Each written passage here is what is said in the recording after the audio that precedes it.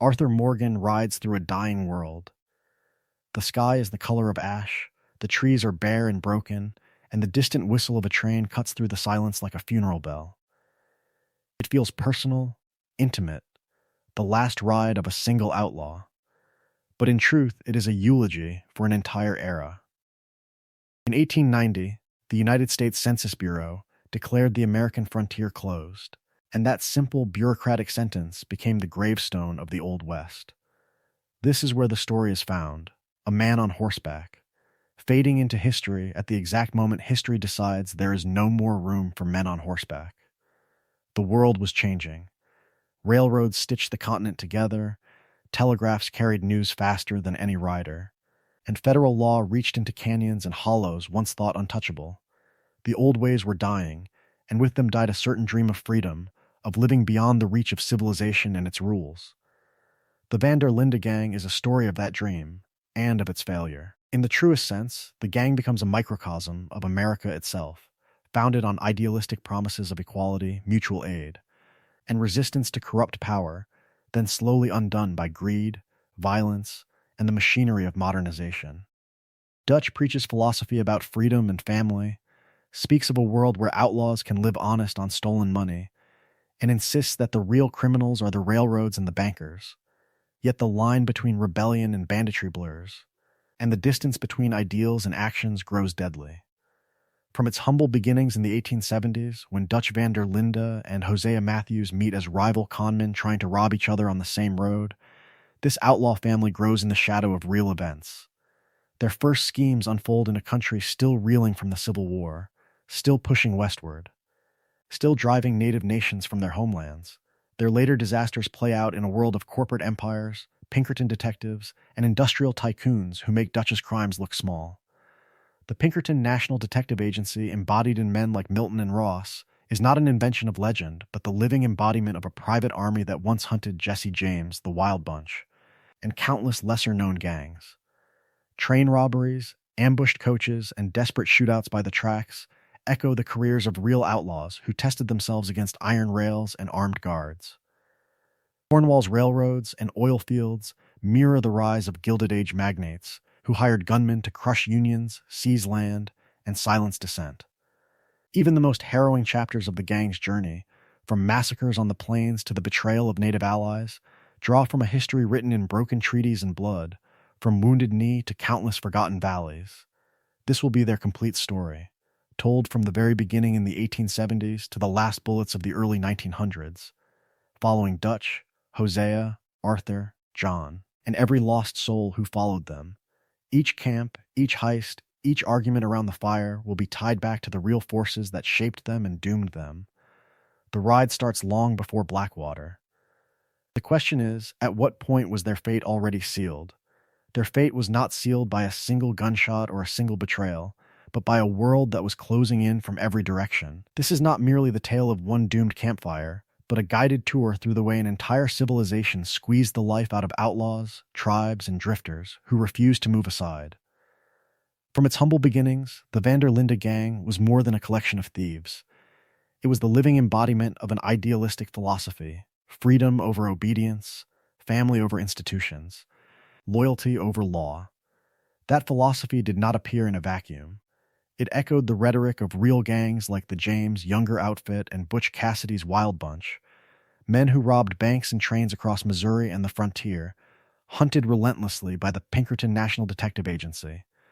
This story will track Dutch's speeches and Arthur's doubts against those real-world echoes, showing how dreams of freedom turned into delusions as the old ways were dying.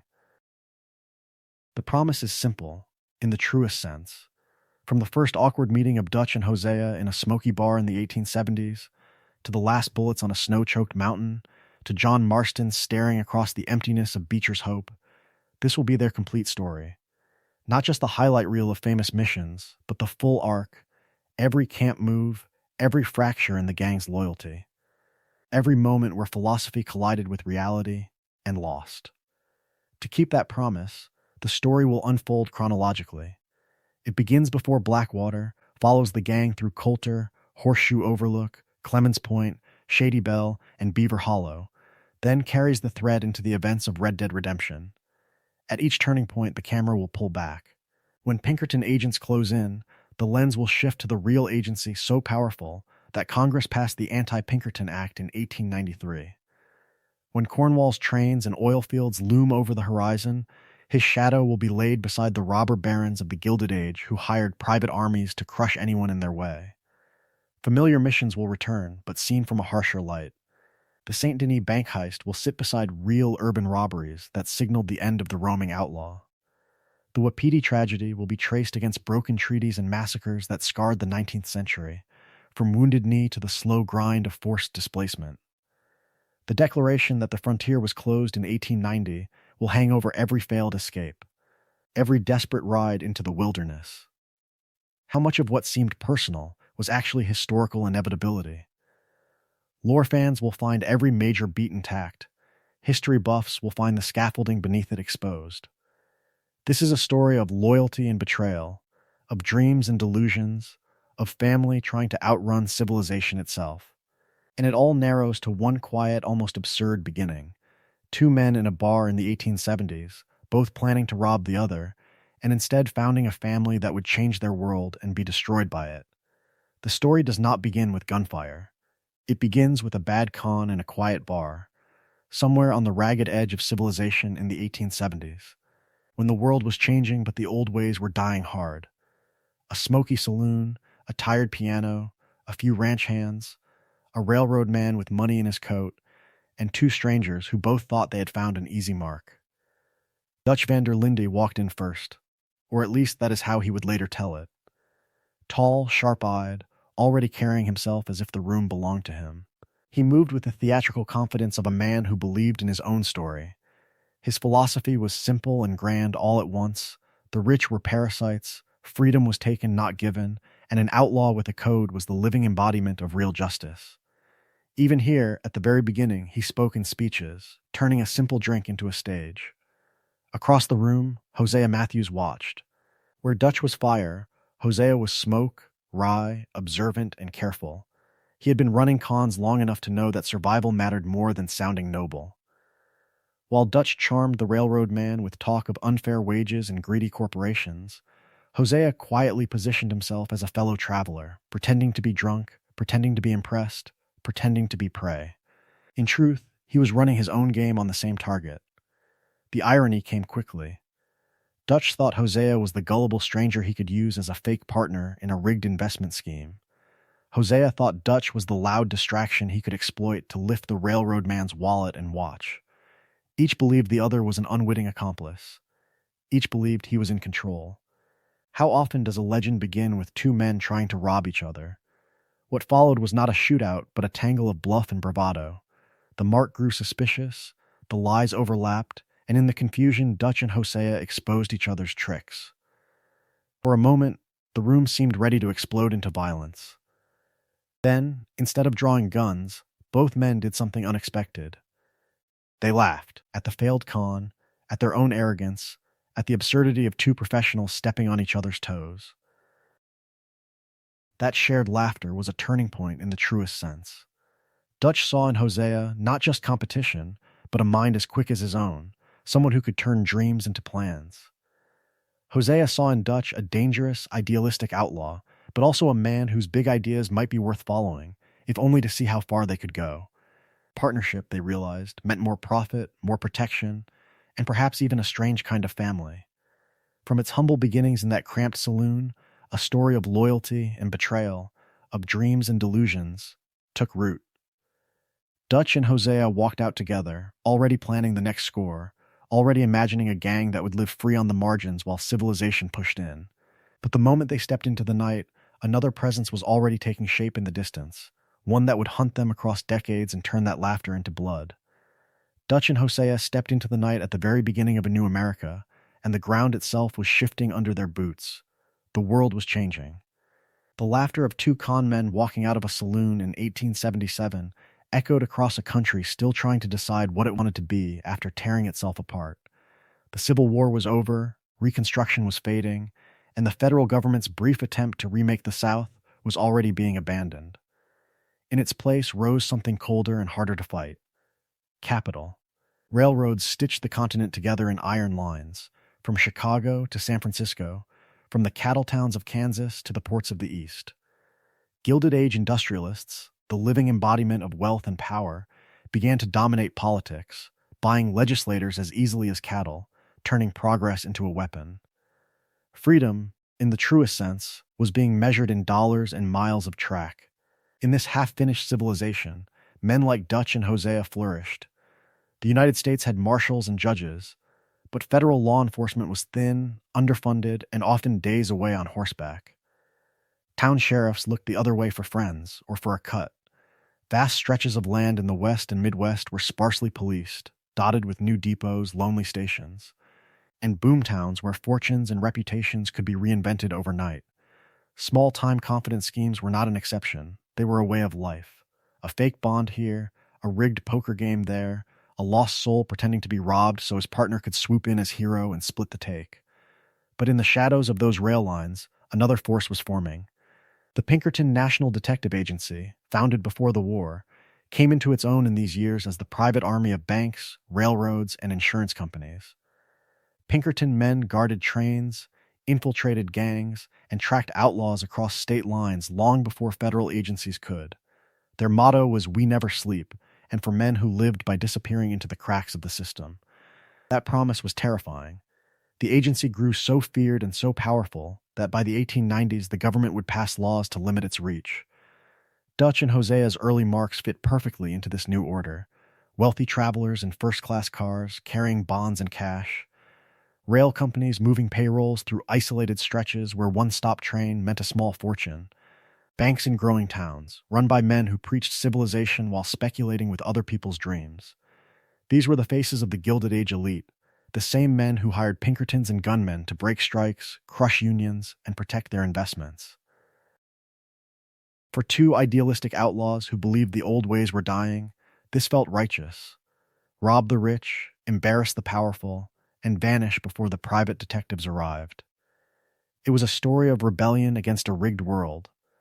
From its humble beginnings in backroom card games to bolder plans whispered over campfires. Yet beneath the jokes and shared bottles, something else was forming. Each successful con proved that two men with nerve and philosophy could live outside the rules. How long before they wondered what a whole family of such people could do? The partnership that began with laughter was about to harden into a vision, and that vision would demand more than tricks and disguises. That vision needed a language, and Dutch found it. Around those same campfires where the cons were planned, a philosophy began to take shape, turning petty crime into a story of resistance, of freedom, of a world that refused to kneel. Dutch started talking not just about scores, but about principles. In his telling, they were not mere thieves. They were freedom fighters, standing against railroads that carved up the land, banks that caged men in debt, and politicians bought by industrial barons who never dirtied their hands. Rob a train owned by a man like Leviticus Cornwall, and it was not just robbery, it was justice.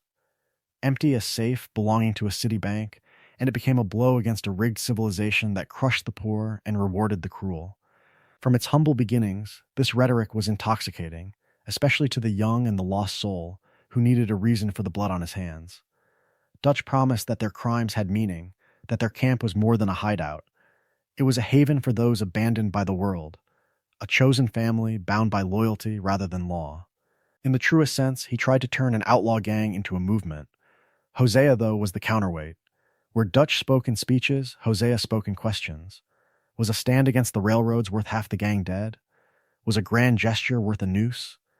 He believed in Dutch's dreams but understood their limits, quietly steering plans away from suicidal last stands and toward clean. Efficient scores. A quiet robbery of a payroll wagon with no shots fired meant more to Hosea than a glorious gunfight that left bodies in the street. He shaped the code as much as Dutch did, insisting on minimal bloodshed when possible, on avoiding violence against innocents, on walking away when pride demanded they stay.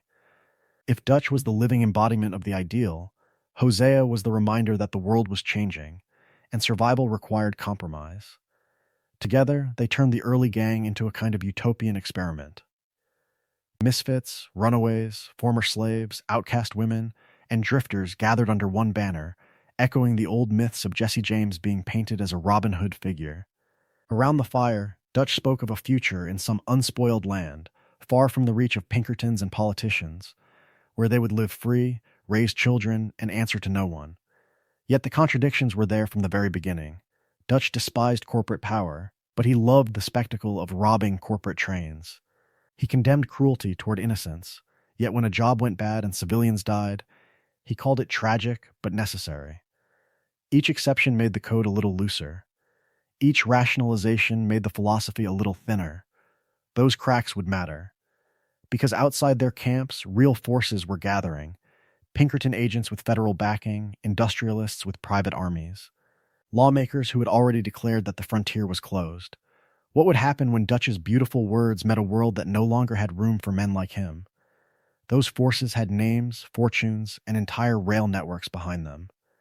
Dutch ranted about progress and civilization, but in the world outside his campfires, the Gilded Age was already in full command, and men with far less poetry than him were deciding who got to live free and who would be ground under the wheels. From its humble beginnings after the Civil War, American industry had exploded. Railroad magnates stitched the continent together with steel, oil barons turned black liquid into empires, and Wall Street financiers transformed paper promises into unimaginable wealth. Men such as Jay Gould manipulated railroads and markets so ruthlessly that farmers and small towns saw them as predators, not benefactors. While a handful of tycoons became the living embodiment of success, countless workers, immigrants, and sharecroppers sank deeper into debt and despair. The gap between the dream and the reality was a chasm. Dutch sensed that chasm, even if his history came secondhand from newspapers and saloon arguments. His philosophy grew in the same soil as real agrarian and populist movements that railed against railroads, banks, and trusts. In the truest sense, his speeches about the tyranny of the railroads echo the language of farmers' alliances and early unions that claimed corporations had hijacked democracy. When he calls Cornwall and his ilk robber barons, it is not just theatrical insult. It is the vocabulary of a country that knew something had gone wrong. Real tycoons did not just rely on laws or polite business disputes. Figures like Gould and E.H. Harriman hired private detectives, strikebreakers, and armed guards to smash resistance. The Pinkerton National Detective Agency, operating in that gray zone between law and mercenary work, guarded trains, infiltrated unions, and hunted outlaws. In RDR2, when Leviticus Cornwall brings in Pinkerton agents and hired gunmen to hound the Van der Linde gang, it is not fantasy. It is a story of how capital and violence walked hand in hand across the 19th century American landscape. Against this backdrop, the gang's drifting existence begins to look less random and more like a pattern seen throughout the dying West. They move camp, stay ahead of the law, and pick targets that represent corporate power: trains, banks, heavily insured payrolls. Dutch frames each robbery as a blow for freedom, a tiny rebellion against a rigged world. Is it idealistic resistance or self-serving myth? The answer shifts with every campfire speech and every body left on the tracks. Other outlaws had tried the same dance. The James, Younger Gang, Butch Cassidy's Wild Bunch, countless nameless bandits all imagined they could live just outside civilization's reach, skimming wealth from the very engines that were transforming the continent. But the world was changing. The old ways were dying. Telegraph lines, rail schedules, and national newspapers turned local crimes into national manhunts. Dutch believes he is at war with progress itself.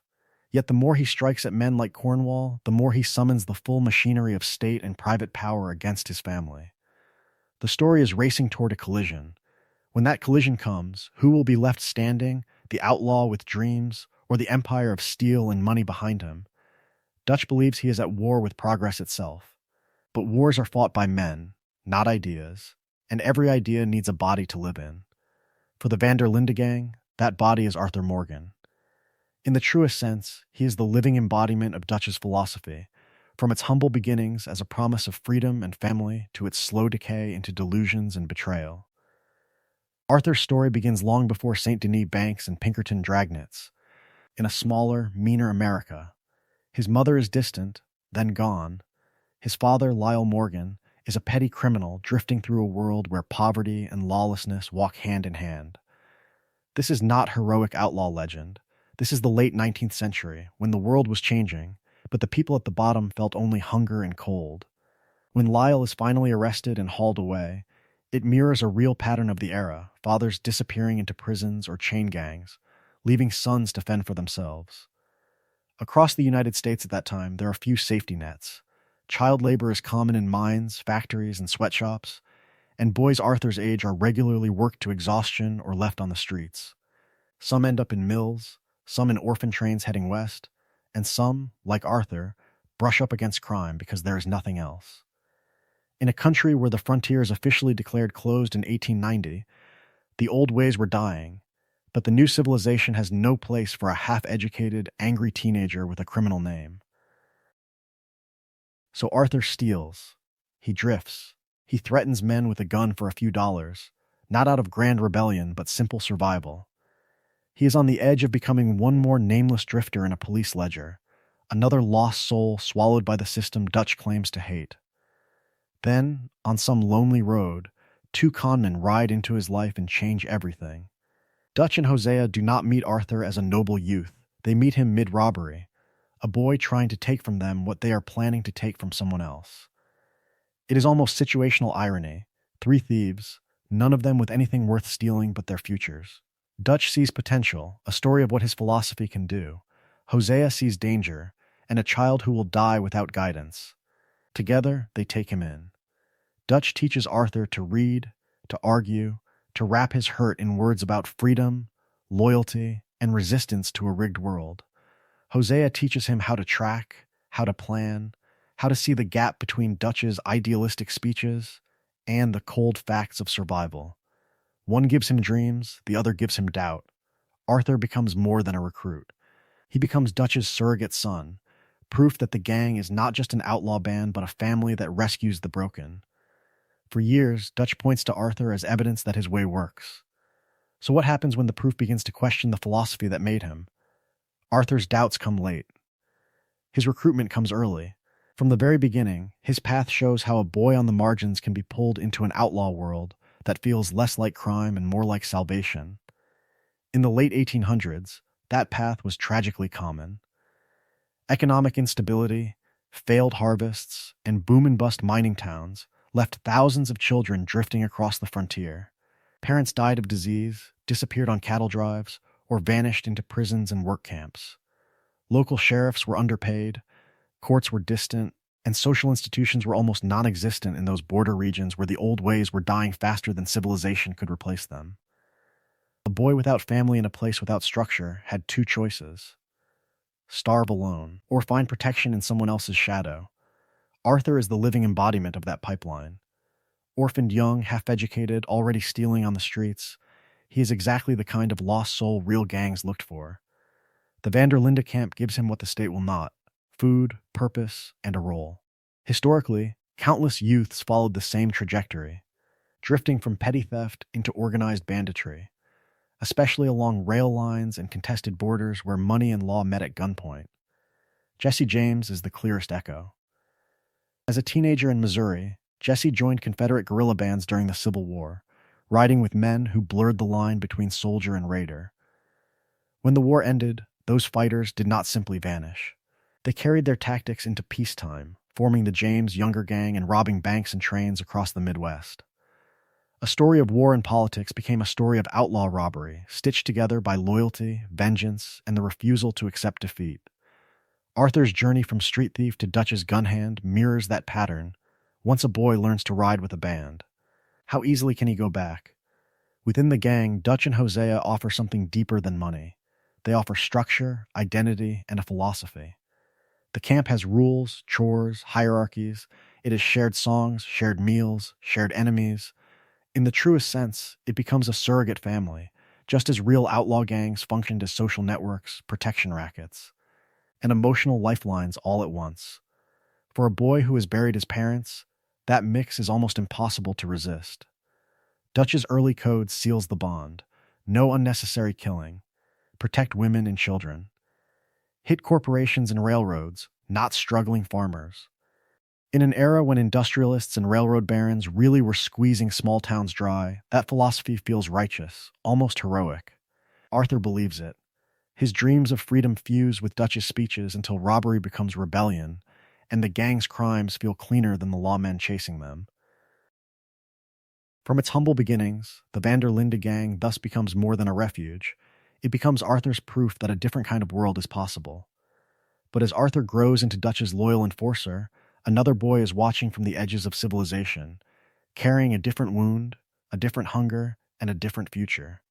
He is about to step into Dutch's orbit, and his arrival will complicate everything. That boy on the edge of civilization is John Marston, and his arrival turns Dutch's makeshift family from its humble beginnings into something far more complicated. If Arthur is the son Dutch chose early, John is the son he discovers later. A second chance to prove that his philosophy can rescue another lost soul from a brutal world. John's story begins with abandonment. His mother, a prostitute, dies when he is young. His father, a drifting, half-blind man who fought in some forgotten war, leaves him at an orphanage and disappears. In the late 19th century, institutions like that were warehouses for unwanted children, not havens. Overcrowded dormitories, minimal education, routine beatings, and disease were common. The world was changing, but for children without names or money, the old ways were dying into something even harsher, industrial neglect replacing frontier indifference. John runs. He escapes the orphanage as a boy, trading institutional cruelty for the cold mercy of the road. He nearly starves. He steals to eat. He sleeps in barns and ditches, drifts from town to town, and learns that civilization is less a promise than a wall, keeping people like him outside. It is a story of survival without guidance, of freedom without safety, of a child forced into outlaw life before he ever makes a real choice. When Dutch and Hosea finally cross his path, they recognize the pattern from the very beginning. Another hungry teenager. Another stray with quick hands and watchful eyes. Dutch sees opportunity and affirmation. Here is proof that his dream still works, that he can be the living embodiment of a benevolent father, turning cast-offs into believers. Hosea, ever the pragmatist, sees talent. Together, they pull John into the gang, repeating the ritual that once transformed Arthur. But the echo is not perfect. Arthur had been younger, more malleable, eager to belong and to believe that Dutch's grand speeches meant something. John arrives older, more suspicious, already burned by institutions that claim to protect him. Where Arthur leans in when Dutch talks about freedom and family, John leans back. Where Arthur absorbs the philosophy, John tests it. Dutch's rhetoric about resisting a rigged system appeals to him, but he never fully surrenders his skepticism. This difference creates a quiet fault line. Dutch, drawn to challenges, showers attention on John, praising his potential, pushing him to prove himself. Arthur, who has bled for Dutch for years, feels that attention slipping. Jealousy flickers. John, in turn, resents Arthur's established place, the favored son status that seems impossible to dislodge. Dutch does nothing to ease this tension. If anything, he deepens it, praising one in front of the other, comparing their loyalty, their courage, their usefulness. In the truest sense, Dutch begins to triangulate his own family. 2 surrogate sons, one more devout, one more questioning, both orbiting his ego. Their contrasting relationships to his ideals will matter far more once external pressure mounts. Because while the gang is still moving, still robbing trains and banks in a world that barely notices, those tensions remain manageable. But what happens when the Pinkertons close in? When the frontier is declared finished? When the old outlaw dreams collide with the cold machinery of modern law? The answer will not just determine who survives. It will decide which version of Dutch's philosophy endures. Arthur's fading faith or John's wary distance? Arthur and John stand at the center of that question. 2 men riding in the same direction while believing they are headed to very different worlds. Their rivalry is more than bickering between brothers in arms. It is a story of 2 Americas, 2 Wests, colliding under Dutch's banner. From the very beginning, Arthur is the believer. Dutch's speeches about freedom, about standing up to a cruel civilization that grinds the poor into the dirt, do not wash over him, they take root. Arthur carries Dutch's philosophy in his journal, in his bones, in the way he justifies every train, every bank, every terrified hostage. In the truest sense, he is the living embodiment of Dutch's dream of noble outlaws, robbing the rich, sparing the weak, fighting a rigged system with a gun in one hand and a code in the other. John, by contrast, never quite surrenders to that dream. He loves the gang as family, depends on it for survival, but he keeps a sliver of distance, a wary space between Dutch's words and his own belief. John knows what it means to be abandoned as a boy, to starve, to steal, just to see another sunrise. For him, the gang is protection first, philosophy second. Heroes? Revolutionaries? He hears Dutch call them that and rides along, but some part of him suspects they are just criminals trying not to die. Their tension mirrors the wider story the country tells itself. Newspapers and dime novels romanticize outlaws as tragic knights of the frontier, turning men like Jesse James or Butch Cassidy into legends while the Pinkertons hunt them down in the mud. Arthur drinks that romance, almost grateful to believe his life of violence serves a higher purpose. John sees the gap between legend and reality every time a job goes wrong, every time an innocent is caught in the crossfire. How many noble robberies end with a body in the street, and Dutch promising it will all mean something one day?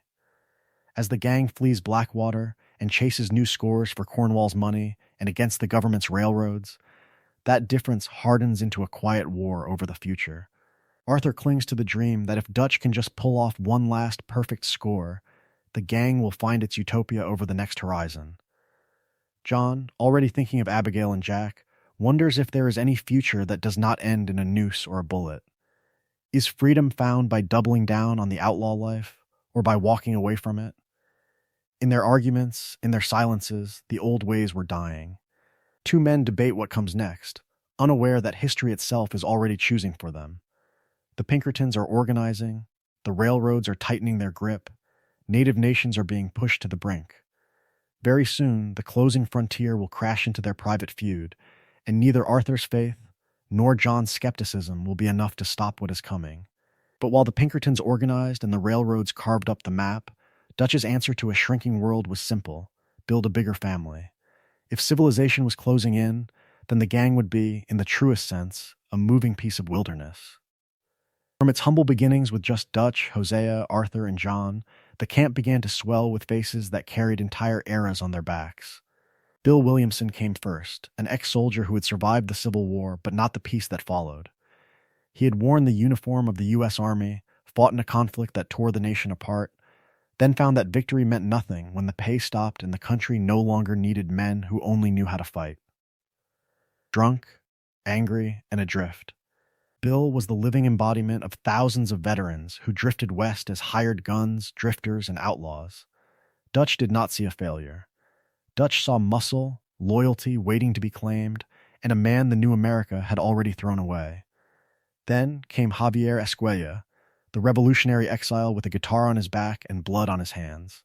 He was part bandit, part idealist, a product of the violent borderlands where Mexico's own revolutions, peasant uprisings, and bandit wars blurred into one long, smoldering conflict. RDR2 never nails down his exact cause, but his story echoes the real guerrillas and bandoleros who fought landlords, federales, and foreign investors turning land into profit. To Javier, Dutch's philosophy of robbing the rich and resisting authority sounded less like crime and more like a familiar war under a different flag. Was this not just another front in the same struggle for freedom? Charles Smith arrived quieter than both of them. A man of mixed native and African heritage, he carried the history of two peoples crushed by expansion and slavery. He had no fixed nation, no safe town, no place where the law saw him as fully human. Skilled as a hunter and tracker, Charles reflected the real communities of mixed heritage laborers and scouts who lived on the margins as the old ways were dying. Dutch offered him something the United States never had: a name spoken with respect, a seat at the fire, a say in how the gang lived and fought. Around these three, the camp became more than a hideout. It was part family, part commune, part mobile criminal enterprise. Women cooked over open fires while men cleaned guns beside them. Children played between wagons while Hosea planned cons and Arthur mended saddles. Stories of lost homes, failed revolutions, and broken treaties were traded for laughter and coffee. For a fleeting moment, it felt like a tiny, defiant civilization of its own. Dutch's dream drew in every lost soul who felt betrayed by bosses, sheriffs, railroad men, and bankers. Here, the powerless could carry a rifle, speak their mind, and believe that robbery was a form of justice. But growth carried a cost. Feeding, arming, and protecting so many people meant bigger scores, riskier raids, and bloodier consequences. How long could a family of outlaws survive before hunger, fear, and ambition twisted its ideals into something darker? The answer would come with the next jobs, the next bodies, and the first cracks in Dutch's unshakable confidence. Those bigger scores began with iron and steam. Before St. Denis banks and tropical islands, the Van der Linde dream ran on rails. And the gang learned that in a railroad nation, the fastest road to money and headlines was a train brought to a sudden, shuddering halt in the middle of nowhere. A prototypical Van der Linde train job followed a grim ritual. Scouts rode ahead in the dark, watching for lanterns, patrols, telegraph stations. Someone placed dynamite on the tracks or forced the engineer to stop at gunpoint. The locomotive hissing in open country, far from towns where law and telegraph keys could answer quickly. Gunmen swept the cars, shouting, firing warning shots, turning a quiet night's journey into a rolling hostage scene. The passengers were cowed, stripped of watches and wallets, but the real prize waited deeper inside. The express car, the safe, the strong boxes carrying bonds, payrolls. And the corporate wealth that Dutch claimed was fair game. In the truest sense, this was not fantasy. It was a story of method more than myth, and it had a very clear precedent. In 1873, the James Younger gang stopped a Rock Island train near Adair, Iowa, derailing it on a curve, killing the engineer, and storming the wreck. They, too, focused on the safe and the railroad's money, more interested in the symbols of distant power than in bleeding every frightened farmer dry. Witnesses spoke of men moving with military precision, shouting orders, controlling fear with theatrics and sudden violence. Sound familiar? From its humble beginnings, that real robbery set a pattern. Newspapers seized on the Rock Island attack, splashing lurid illustrations and breathless headlines across front pages. Jesse James became the living embodiment of the rebellious outlaw in a modern world, painted as a rural avenger against banks, railroads, and Reconstruction politicians, even as he and his partners shot civilians and guards. The same presses that condemned the crime could not resist turning the criminals into characters, feeding a public that craved fear and fascination in equal measure. Why did civilization love to read about the men it claimed to despise? RDR2 channels that exact tension. Dutch's speeches about freedom, about robbing Cornwall's trains instead of poor settlers, echo the way real gangs framed their philosophy. Trains and banks were more than targets. They were monuments to a changing world, proof that the old ways were dying under ledgers, schedules, and corporate seals. To strike them was to chase money, certainly, but also to stage a performance against faceless power. Each blown safe was part profit, part protest, and part delusion. But every performance leaves witnesses. Every high-profile robbery leaves ledgers to audit, insurance claims to file, politicians to embarrass. And when moneyed men need answers, they do not send sheriffs. They send something far colder. The next time a train stops in the night, it will not only carry bonds and payrolls. It will carry the attention of the Pinkertons, and that attention never arrives alone. That is the moment the shadows move, because behind every derailed train, every empty vault, every dead guard on a cold embankment, another force is quietly taking notes, filing reports, and drawing a noose around the Van der Linde gang. The Pinkertons do not arrive with fanfare. They arrive with paperwork, warrants, and men who do not flinch when the shooting starts. From its humble beginnings in the 1850s, the Pinkerton National Detective Agency had grown into the living embodiment of corporate power on the frontier. Founded by Alan Pinkerton, a Scottish immigrant who once claimed to have foiled an assassination plot against Abraham Lincoln, the agency sold more than muscle. It sold organization, information, and reach. Railroads, banks, and sprawling industrial empires like Cornwall's did not trust dusty county sheriffs to protect their fortunes. They trusted Pinkerton contracts, Pinkerton ledgers, and Pinkerton guns. In the truest sense, the Pinkertons were a private army in a world that pretended such things did not exist. Their detectives could cross state lines without caring about jurisdiction, embed informants in outlaw gangs, and coordinate manhunts that small-town posses could never sustain. When the James Younger gang terrorized Missouri, when labor unions threatened strikes, when trains vanished into the night, the same name kept appearing in the background. Pinkerton, Red Dead Redemption 2 takes that history and gives it faces, voices, and quiet menace. Agents Milton and Ross are not caricatures of evil, They are professionals, patient and methodical, serving a philosophy that worships order, profit, and the steady march of civilization. Milton's calm threats and Ross's clipped sarcasm reflect an agency that believes it is on the right side of history, even as it bribes, blackmails, and brutalizes. They are the story of the new world entering the frame, one arrest report at a time. There is a bitter irony here. Dutch rants about government oppression, yet his greatest enemy is not a marshal or a federal cavalry unit. It is a private corporation's detectives, hired by Cornwall to safeguard investments and erase liabilities. This is where the romance of the outlaw collides with the ledger books of industry. Freedom meets the balance sheet, and the balance sheet does not blink. The world was changing, and the old ways were dying so quickly that even lawmakers grew afraid of what they had unleashed. In 1893, the United States passed the Anti-Pinkerton Act, formally limiting federal use of agencies that behaved like mercenaries.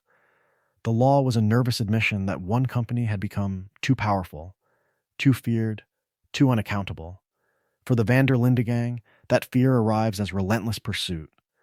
Each camp move, each robbery, each desperate alliance simply feeds more data into Pinkerton files. This is no longer a story of daring heists and narrow escapes. It becomes a grinding war of attrition the gang cannot win. How long can an idealistic dream of freedom survive when the enemy never tires, never forgets, and never stops closing in? For the Van der Linde gang, that war of attrition has a rhythm. A camp rises, breathes, and then vanishes overnight. One week there is music by the fire, children laughing, Hosea telling stories under the stars. The next, there are whispers of posses in the next county, a Pinkerton informant in town, a telegraph message that traveled faster than any horse. Then comes the order Dutch has given 100 times before: pull it all down. Now. From its humble beginnings, the gang survives by never letting the law get comfortable. Tents are folded, wagons loaded, coffee still warm in the pot as they roll out before dawn. It is a story of movement and erasure, of lives lived in the space between raids and relocations. That rhythm mirrors the real outlaw gangs of the late 19th century who drifted between caves in Missouri. Lonely ranches on the plains, and sympathetic farms where a spare barn meant a few nights of safety. Jesse James, the Dalton brothers, Butch Cassidy's Wild Bunch, each was the living embodiment of a world where mobility was the last defense against a tightening noose. Yet every new camp in Red Dead Redemption 2 feels a little closer to the edge of civilization. Horseshoe Overlook hangs above the heartlands, a sea of grass crisscrossed by railroads and watched by Cornwall's trains. Telegraph poles march across the horizon in neat, unforgiving lines. The old ways were dying here, not in some distant future, but in the very moment Arthur sharpens his knife by the fire. How long can an outlaw philosophy of freedom endure when a wire can summon a posse in minutes? When the gang slides south to Clements Point and then into the fetid swamps around Shady Bell, the setting shifts, but the pattern remains. The bayou echoes the real southern wetlands, those haunted bayous where displaced families, deserters, and bandits once disappeared into the cypress. But now even the swamps are threaded with roads, guarded plantations, and the quiet presence of federal authority. The gang hides among mosquitoes and mist, yet trains still whistle in the distance, and Pinkertons still know the names of everyone in camp. Their final refuge in Beaver Hollow, high in the mountains, recalls the real outlaws who fled into the Rockies when the plains grew too dangerous. In the truest sense, it is a retreat into the past, a cave, a fire, a handful of believers clinging to dreams already turned to delusions. But even there, the world was changing beyond the tree line. The frontier had been declared closed years earlier. There was nowhere truly wild left to run. And hanging over every move, every midnight departure, is the memory of one town. One job. Blackwater, the place where the rhythm of escape will finally break, and the beginning of the end will truly begin. Blackwater is more than a memory. It is the fault line where the gang's past collides with the new century, where a story of daring heists and improvised getaways slams into a world that suddenly has no patience for outlaws at all. The job itself, on paper, is simple enough. A ferry coming into Blackwater, a strongbox stuffed with cash, guards who can be surprised and overwhelmed. Dutch has robbed trains, banks, and stagecoaches from its humble beginnings in the 1870s. This is just another robbery, he insists, only bigger. But that is the danger. It is not just another robbery, it is a leap. Blackwater is not a frontier camp. It is brick streets, painted storefronts, electric lights, and a harbor busy with steamboats and cargo. It is the living embodiment of a West being folded into national markets and federal law, a place where the sheriff's office speaks to the governor's men and the Pinkertons on the same telegraph line. Dutch walks into that world with dynamite and a philosophy 20 years out of date. By the late 1880s and 1890s, men like Jesse James and the Younger Brothers had already proven how the story ends. Their train and bank robberies drew not just posses but coordinated responses, with state authorities, railroads, and private agencies pooling information. The Pinkerton National Detective Agency, so powerful that Congress passed the Anti-Pinkerton Act of 1893 to restrain it, had become the long arm of corporations and the government. In that environment, a daylight ferry robbery in a modern town is not an act of bravado. It is suicide. Yet Dutch sees only opportunity. One last score, he tells them, and they can buy their freedom from a civilization closing in on every side. One chest of money to outrun telegraphs, railroads, and the slow march of fences. Is it faith in his own legend, or the first clear sign of delusion? In the truest sense, Blackwater is where ambition and paranoia finally become indistinguishable. Little is shown of the robbery itself, and that absence speaks. The player arrives only in the aftermath, bodies on the docks, Pinkerton swarming, the gang already fleeing north into the snow. But the broad strokes are unmistakable. The ferry is hit. The guards do not break. Civilians die. Lawmen respond within minutes, not days. And what should have been a clean extraction turns into a running gunfight through a town that can call for reinforcements by wire. Men are lost. The money is lost. Something in Dutch is lost. From that moment, the Van der Linde gang is no longer an irritant to be chased off the edges of maps. It is a priority to be erased. The world was changing, the old ways were dying, and now the law has a name, a file, and a mandate. They escape Blackwater, but they do not get away. From here on, they are not merely pursued. They are hunted. And the men doing the hunting already know exactly where to look next. The hunt begins at the very moment history itself runs out of places to hide. In the game's story, Blackwater is a disaster. In America's story, it is a deadline. 9 years before that ferry job, in 1890, the U.S. Census Bureau quietly issued a statement that changed the meaning of the West. The frontier, they said, was closed. There were no longer vast, continuous stretches of unsettled land on the federal maps. No blank spaces where a determined outlaw could vanish for good. On paper, it sounded technical. In the truest sense, it was a funeral notice for an entire way of life.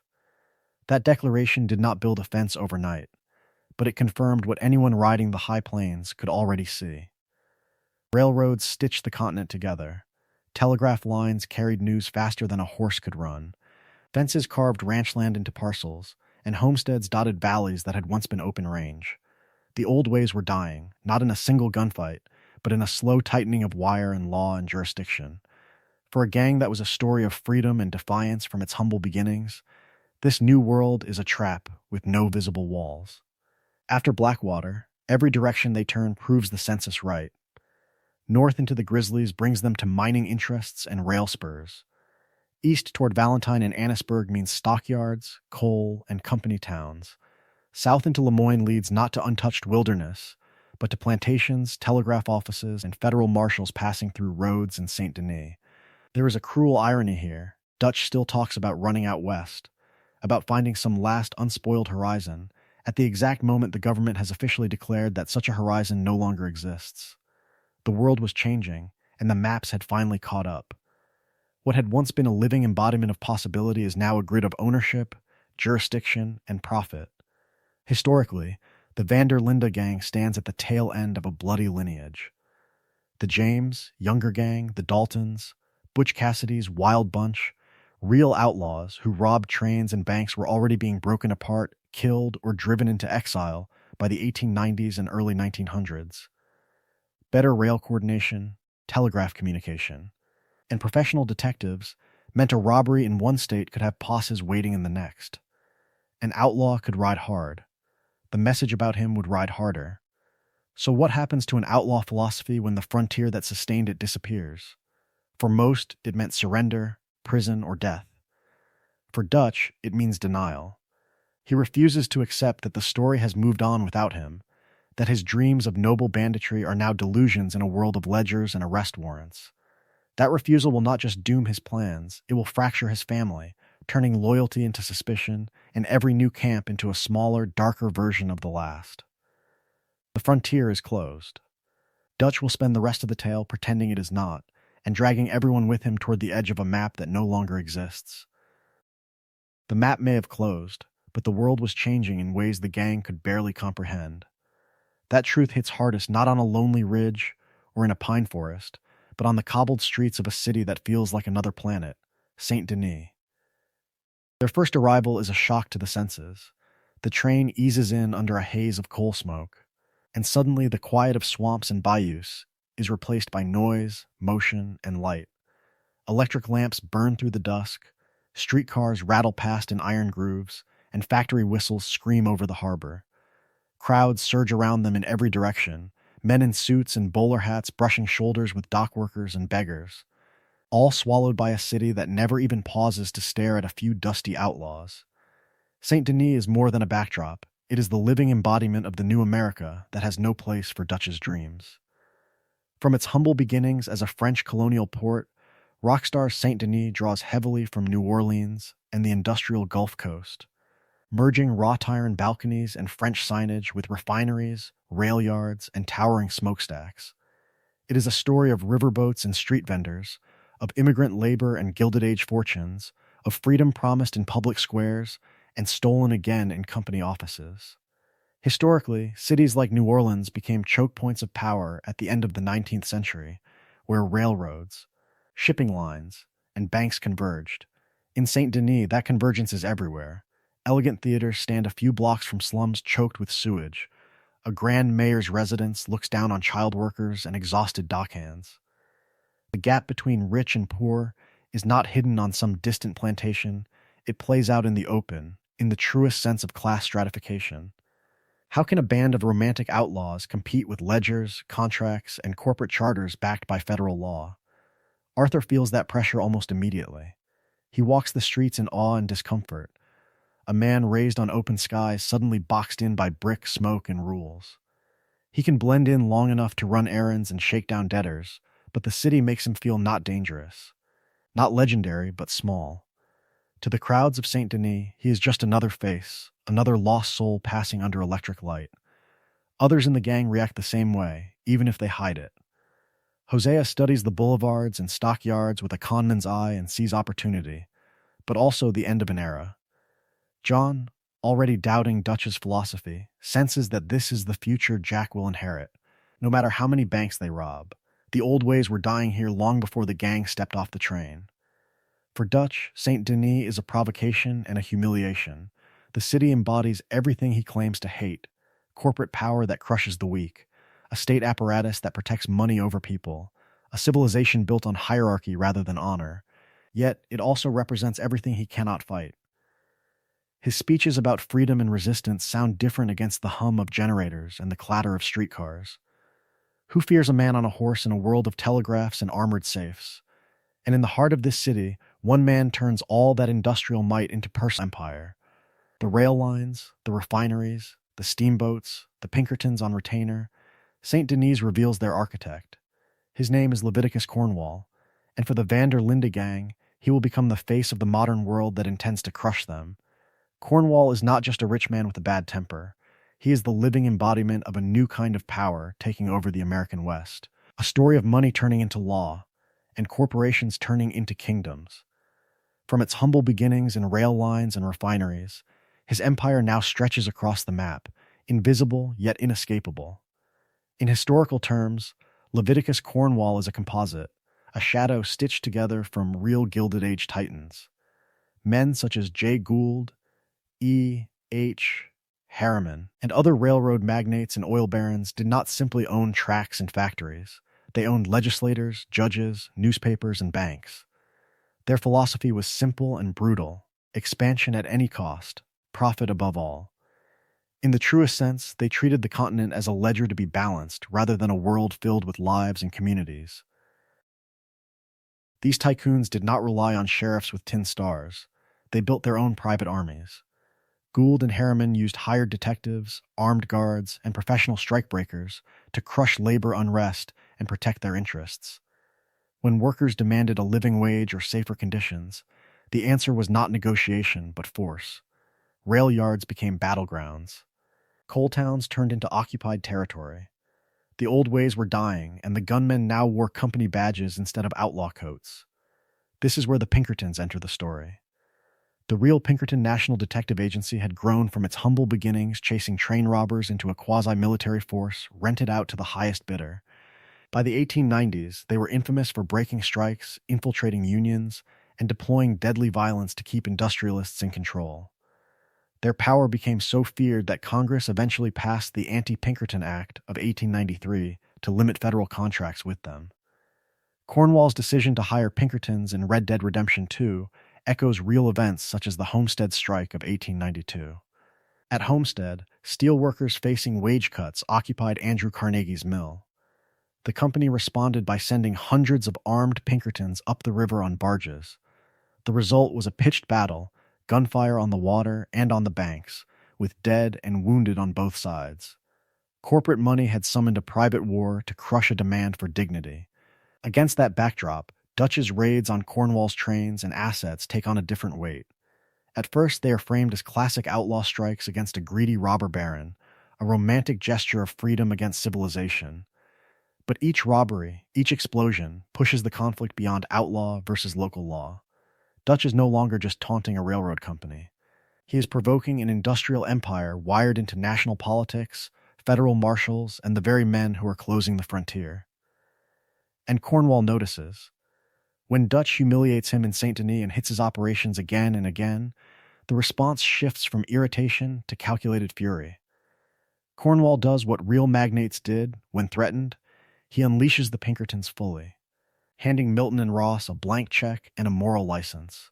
From this moment on, the Vanderlinde gang is no longer hunted by a town, a county, or even a state. They are marked by a corporate state alliance that spans the entire country, an enemy they cannot possibly defeat. The question is no longer whether the gang can escape the law. It is whether anyone can survive being in Dutch's family once that machine begins to move.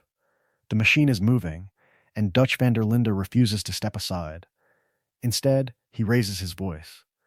As the Pinkertons and Cornwall's empire tighten their grip, Dutch answers not with retreat, but with speeches, turning every setback into a sermon about freedom, loyalty, and the gang's sacred duty to protect its own. On the surface, nothing has changed. Around the campfire at Horseshoe Overlook or Clemens Point, Dutch still sounds in the truest sense like the idealistic philosopher from the very beginning. He talks about civilization crushing the individual, about the world being rigged against the poor, about this gang as a family that will never abandon its weakest members. His words are stirring, rhythmic, almost hypnotic. But the jobs he chooses begin to tell a different story. The robbery of Cornwall's train near Valentine is framed as a strike against corporate tyranny, a blow for the common man against a robber baron who owns half the railroads. Historically, men like Cornwall were the living embodiment of Gilded Age power, industrialists who hired real Pinkertons to break strikes and hunt outlaws. Dutch leans on that truth. Yet when the dust settles, there are dead guards on the tracks, terrified passengers, and a gang that is now hunted not just as thieves, but as enemies of a national corporation. Dutch calls it necessary. A message. Progress. That pattern only worsens. In Rhodes, he plunges the gang into the feud between the Braithwaites and the Greys, playing both sides and cloaking it in talk of exposing hypocrisy and freeing the town from corrupt dynasties. What does it really bring? Sean shot in the street, civilians caught in crossfire, Jack kidnapped. Dutch insists it was unforeseeable. The cost of doing business in a rotten world. Arthur starts to wonder, is this still a story of resistance, or just chaos with a slogan on top? Historically, men such as Jesse James or certain frontier political demagogues followed a similar arc, beginning as folk heroes railing against banks and railroads, then drifting into self-serving brutality while still wrapping themselves in grand ideals. Dutch is their echo. Each time a civilian dies, each time a hostage is threatened or an informant is tortured, he claims it is for the greater good. That one bloody act will buy the gang's freedom forever. The promises grow larger.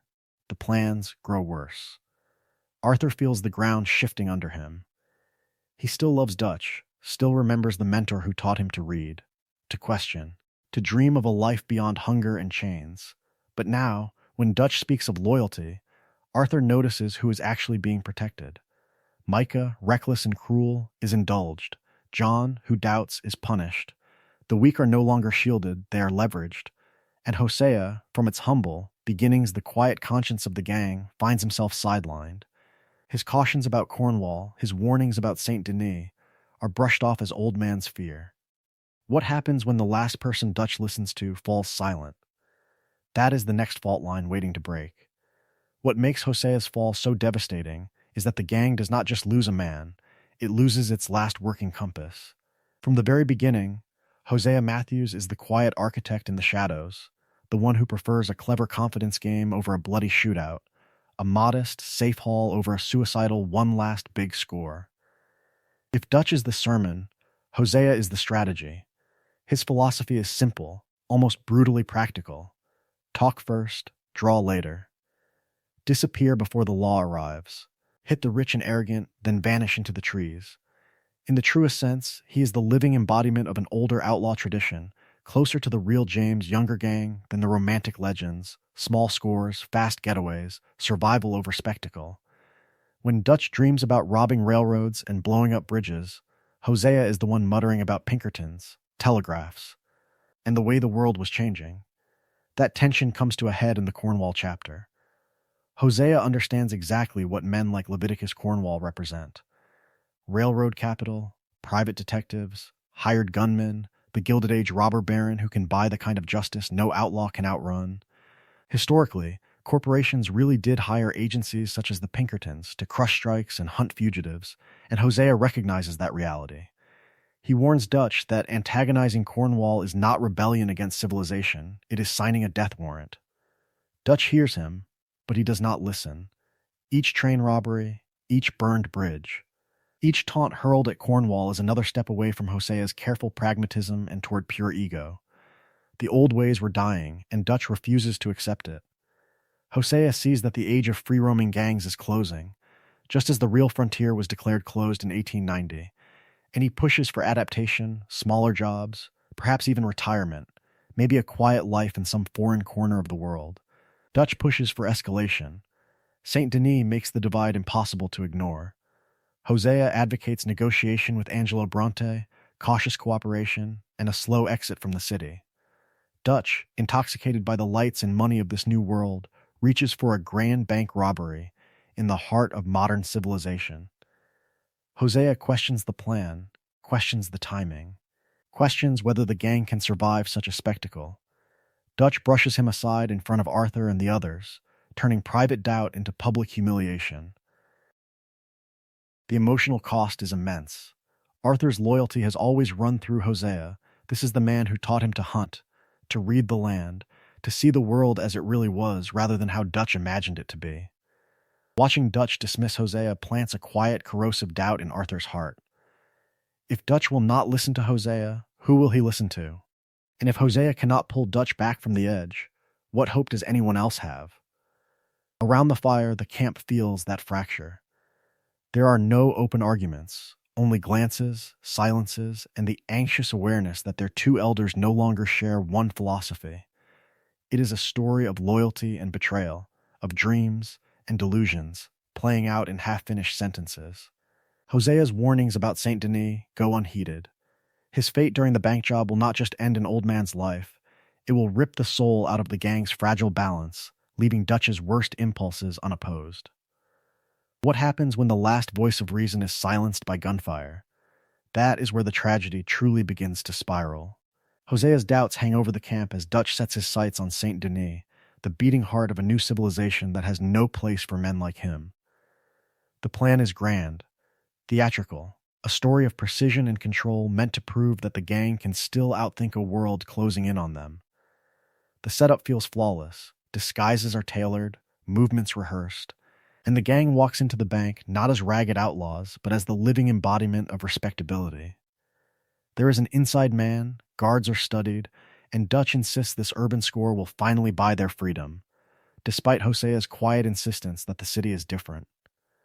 From its humble beginnings robbing stagecoaches and country banks, the gang has stepped into a metropolis wired for surveillance and response.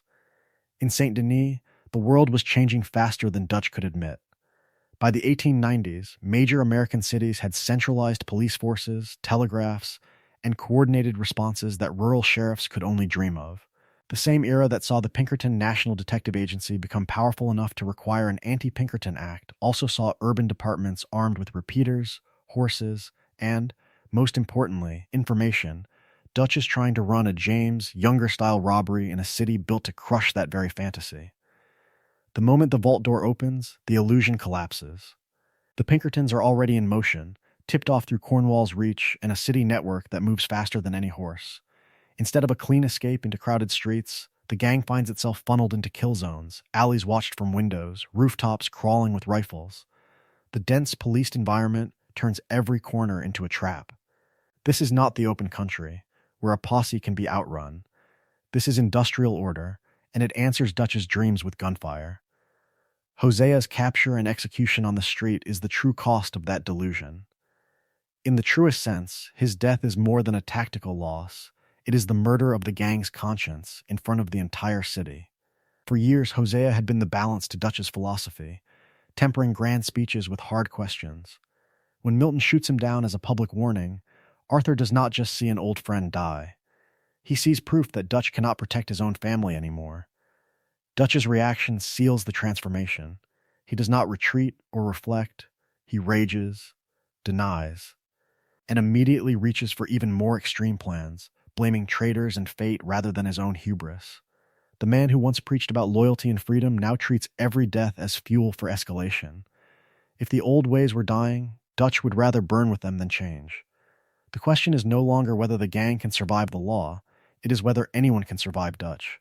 And in the chaos that follows, one voice begins to whisper a different future, even as the city drowns in blood. That whisper for a different future is cut short by a storm. Not a metaphorical one, but a real wall of wind and water that tears the gang from Saint Denis and throws them into another world. When the survivors wash ashore on Guarma, the story of the Van der Linde gang leaves the American frontier entirely and steps into the shadow of empire. From its humble beginnings in snowbound Coulter, the gang has always defined itself against civilization in the United States. Guarma shatters that illusion. Stranded on a tropical island ruled by a brutal sugar baron, far from federal marshals and Pinkertons, they discover that the forces hunting them at home have cousins overseas. This is not the mythic West. This is a company town turned into a country, where fields of cane and rows of coffles reveal a different face of the same hunger for profit. Guarma is the living embodiment of a real history that unfolded across the Caribbean and Central America. In the late 19th century, American and European corporations turned islands and isthmuses into banana republics, where sugar, fruit, and coffee were grown not for locals, but for distant markets. Companies controlled ports, railroads, and plantations, using debt peonage and near-slave conditions to keep workers bound to the land. The world was changing. But for those trapped in these systems, progress meant chains made of contracts instead of iron. On Guarma, that history wears a uniform. Private militias patrol the fields, armed with rifles and impunity, echoing the hired gunmen and security forces that defended real sugar trusts and fruit companies from strikes and uprisings. Corrupt local officers, more loyal to capital than to country, look the other way or actively aid repression. Is this law, or is it simply another gang with better stationery and a flag? The line between outlaw and authority blurs until only power remains. Into this powder keg steps Dutch Van der Linde, a man whose philosophy has always balanced between freedom and delusion. At the very beginning, he claimed to fight for the downtrodden. In Guarma, he finally finds an actual rebellion and throws the gang in with the island's revolutionaries. On the surface, it seems the purest expression of his ideals: stand with the oppressed, strike at the tyrant, burn the plantation. In the truest sense, it looks like the cause he has always talked about. But there is a fracture beneath the rhetoric. Dutch's alliance with the rebels quickly becomes an excuse for escalating violence, hostages, and needless bloodshed. He revels in chaos, uses suffering as leverage, and begins to treat human lives as expendable pieces in his grand design. The man who once railed against Cornwall's hired killers now mirrors their cold pragmatism, foreshadowing the leader who will later sacrifice friends for a plan no one else can see.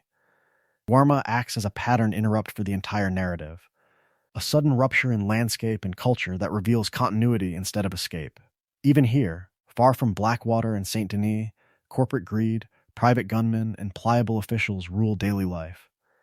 The old ways were dying in America, but Guarma proves they were never truly free. They were simply another frontier for the same empires that are closing in on the gang. When the survivors finally leave the island, they do not outrun those forces. They carry the lesson home, and Dutch carries a darker version of himself. Because once he has seen how easily ideology can justify atrocity, what will stop him from doing the same in the mountains and swamps of his own dying world? When the boat finally scrapes against the mainland, it is not a triumphant homecoming. It is a wreck washing back onto a shore that no longer wants it. The survivors stumble off Guarma thinner, fewer, and burned out, carrying sunstroke, bullet wounds, and the ashes of Hosea's philosophy in their eyes. From its humble beginnings, the gang had always believed that if things went wrong, there would be another camp, another valley, another horizon. Now, as they move inland, that illusion dies. Coulter is long abandoned, Horseshoe and Clemens Point are compromised, Shady Bell is poisoned, and even the routes between towns feel narrower and watched. This is still 1899, only months since Blackwater, yet the world feels harsher, colder, more organized in its refusal. The change is not just in their hearts. The world was changing in the truest sense. More Pinkertons ride the rails and haunt the depots, their presence echoing the real Pinkerton National Detective Agency that had once been powerful enough to scare Congress into passing the Anti-Pinkerton Act in 1893. Telegraph wires crisscross the landscape, trains run on tighter schedules, and local sheriffs are no longer solitary figures but extensions of a growing federal reach.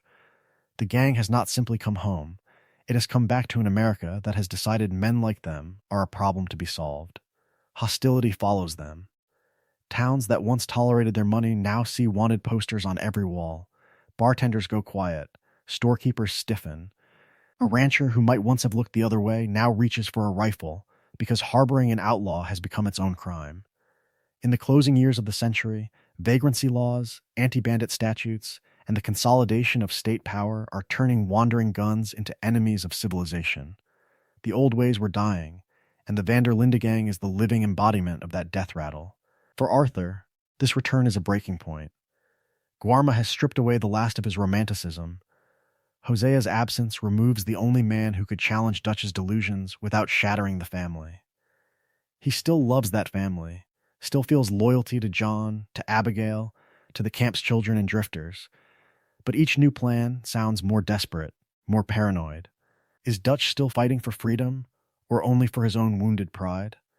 In Arthur's eyes, Dutch begins to look less like a prophet and more like every other outlaw leader history has chewed up, from Jesse James to the doomed remnants of Butch Cassidy's Wild Bunch. A story of loyalty and betrayal, of dreams and delusions, is narrowing toward its end. And on the horizon waits the next test, because the gang's path back into the heartland runs straight through the lands of the Wapiti, and the fate of native nations in this era will become the crucible in which Dutch's final moral choices are forged. When forced to choose between his ideals and his survival, what kind of man will he reveal himself to be? Their path into Wapiti territory is not just a change of scenery. It is a collision with another nation already living the ending the gang fears.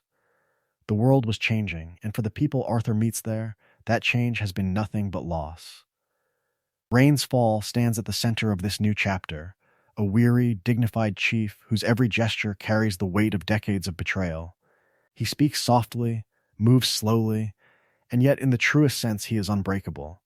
Forced from his ancestral lands, marched and shuffled by government orders, he has watched promises dissolve into hunger. His son, Eagle Flies, is the opposite in almost every visible way. Young, fierce, impatient, the living embodiment of a generation that has grown up with nothing left to lose. Where the father pleads, the son demands. Where the father seeks survival, the son seeks revenge.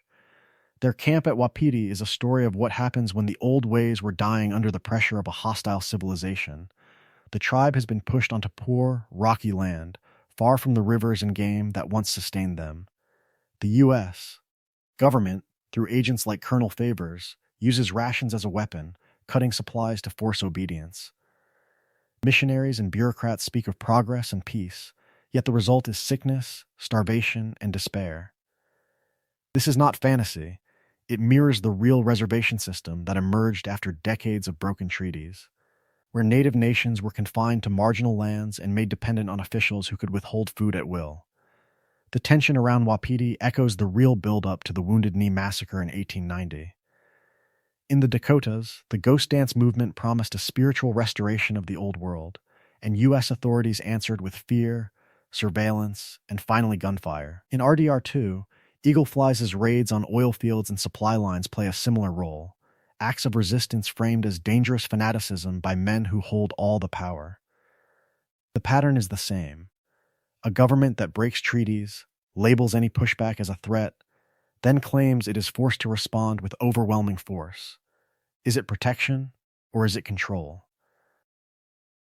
Arthur walks into this with the eyes of an outlaw who has begun to question his own philosophy. He sees the Wapiti not as pawns in a game, but as another family being crushed by the same industrial and political machine that is closing in on the gang. Their suffering strips away his remaining illusions about freedom, if even a sovereign people can be starved into submission. What chance does a band of robbers really have? Dutch, however, draws a different lesson. From its humble beginnings, his rhetoric has always cast the gang as victims of a corrupt civilization. Now, confronted with an entire nation on the brink, he does not truly change course. He escalates. He flatters Eagle Flies, feeds his anger, and sees in the Wapiti not people to protect, but a spark he can throw onto his own burning grievances. A story of loyalty and betrayal, of dreams and delusions, is about to entwine with theirs. Because when Dutch decides that another people's war can serve his own escape, the line between ally and exploiter begins to blur. And once that line is crossed, who will pay the price for his grand last stand against the modern world? Dutch's decision to use the Wapiti as leverage is not just a cruel whim. It plugs their story into a much older machine. From the very beginning of U.S. expansion, the pattern is painfully familiar. Promise land, sign a treaty, swear protection, then tear it all apart the moment that land becomes valuable. In the real 19th century, this was a story of paper guarantees and moving goalposts. Tribes were told a reservation would be theirs as long as the grass grows, only to watch those borders shrink when surveyors found timber, grazing land, or, worst of all, minerals, gold in the Black Hills, oil in Indian Territory, copper and coal in the Rockies. Each discovery turned a solemn agreement into an obstacle to be removed. The world was changing, and treaties became speed bumps on the road to profit. RDR2 mirrors that cycle with brutal clarity. The Wapiti are pushed from their ancestral lands, then squeezed again when Cornwall and the railroad eye their remaining territory as a resource, not a homeland. This reflects the way railroads, mining syndicates, and ranching interests lobbied the government to open supposedly protected native land, often through one-sided deals or outright fraud.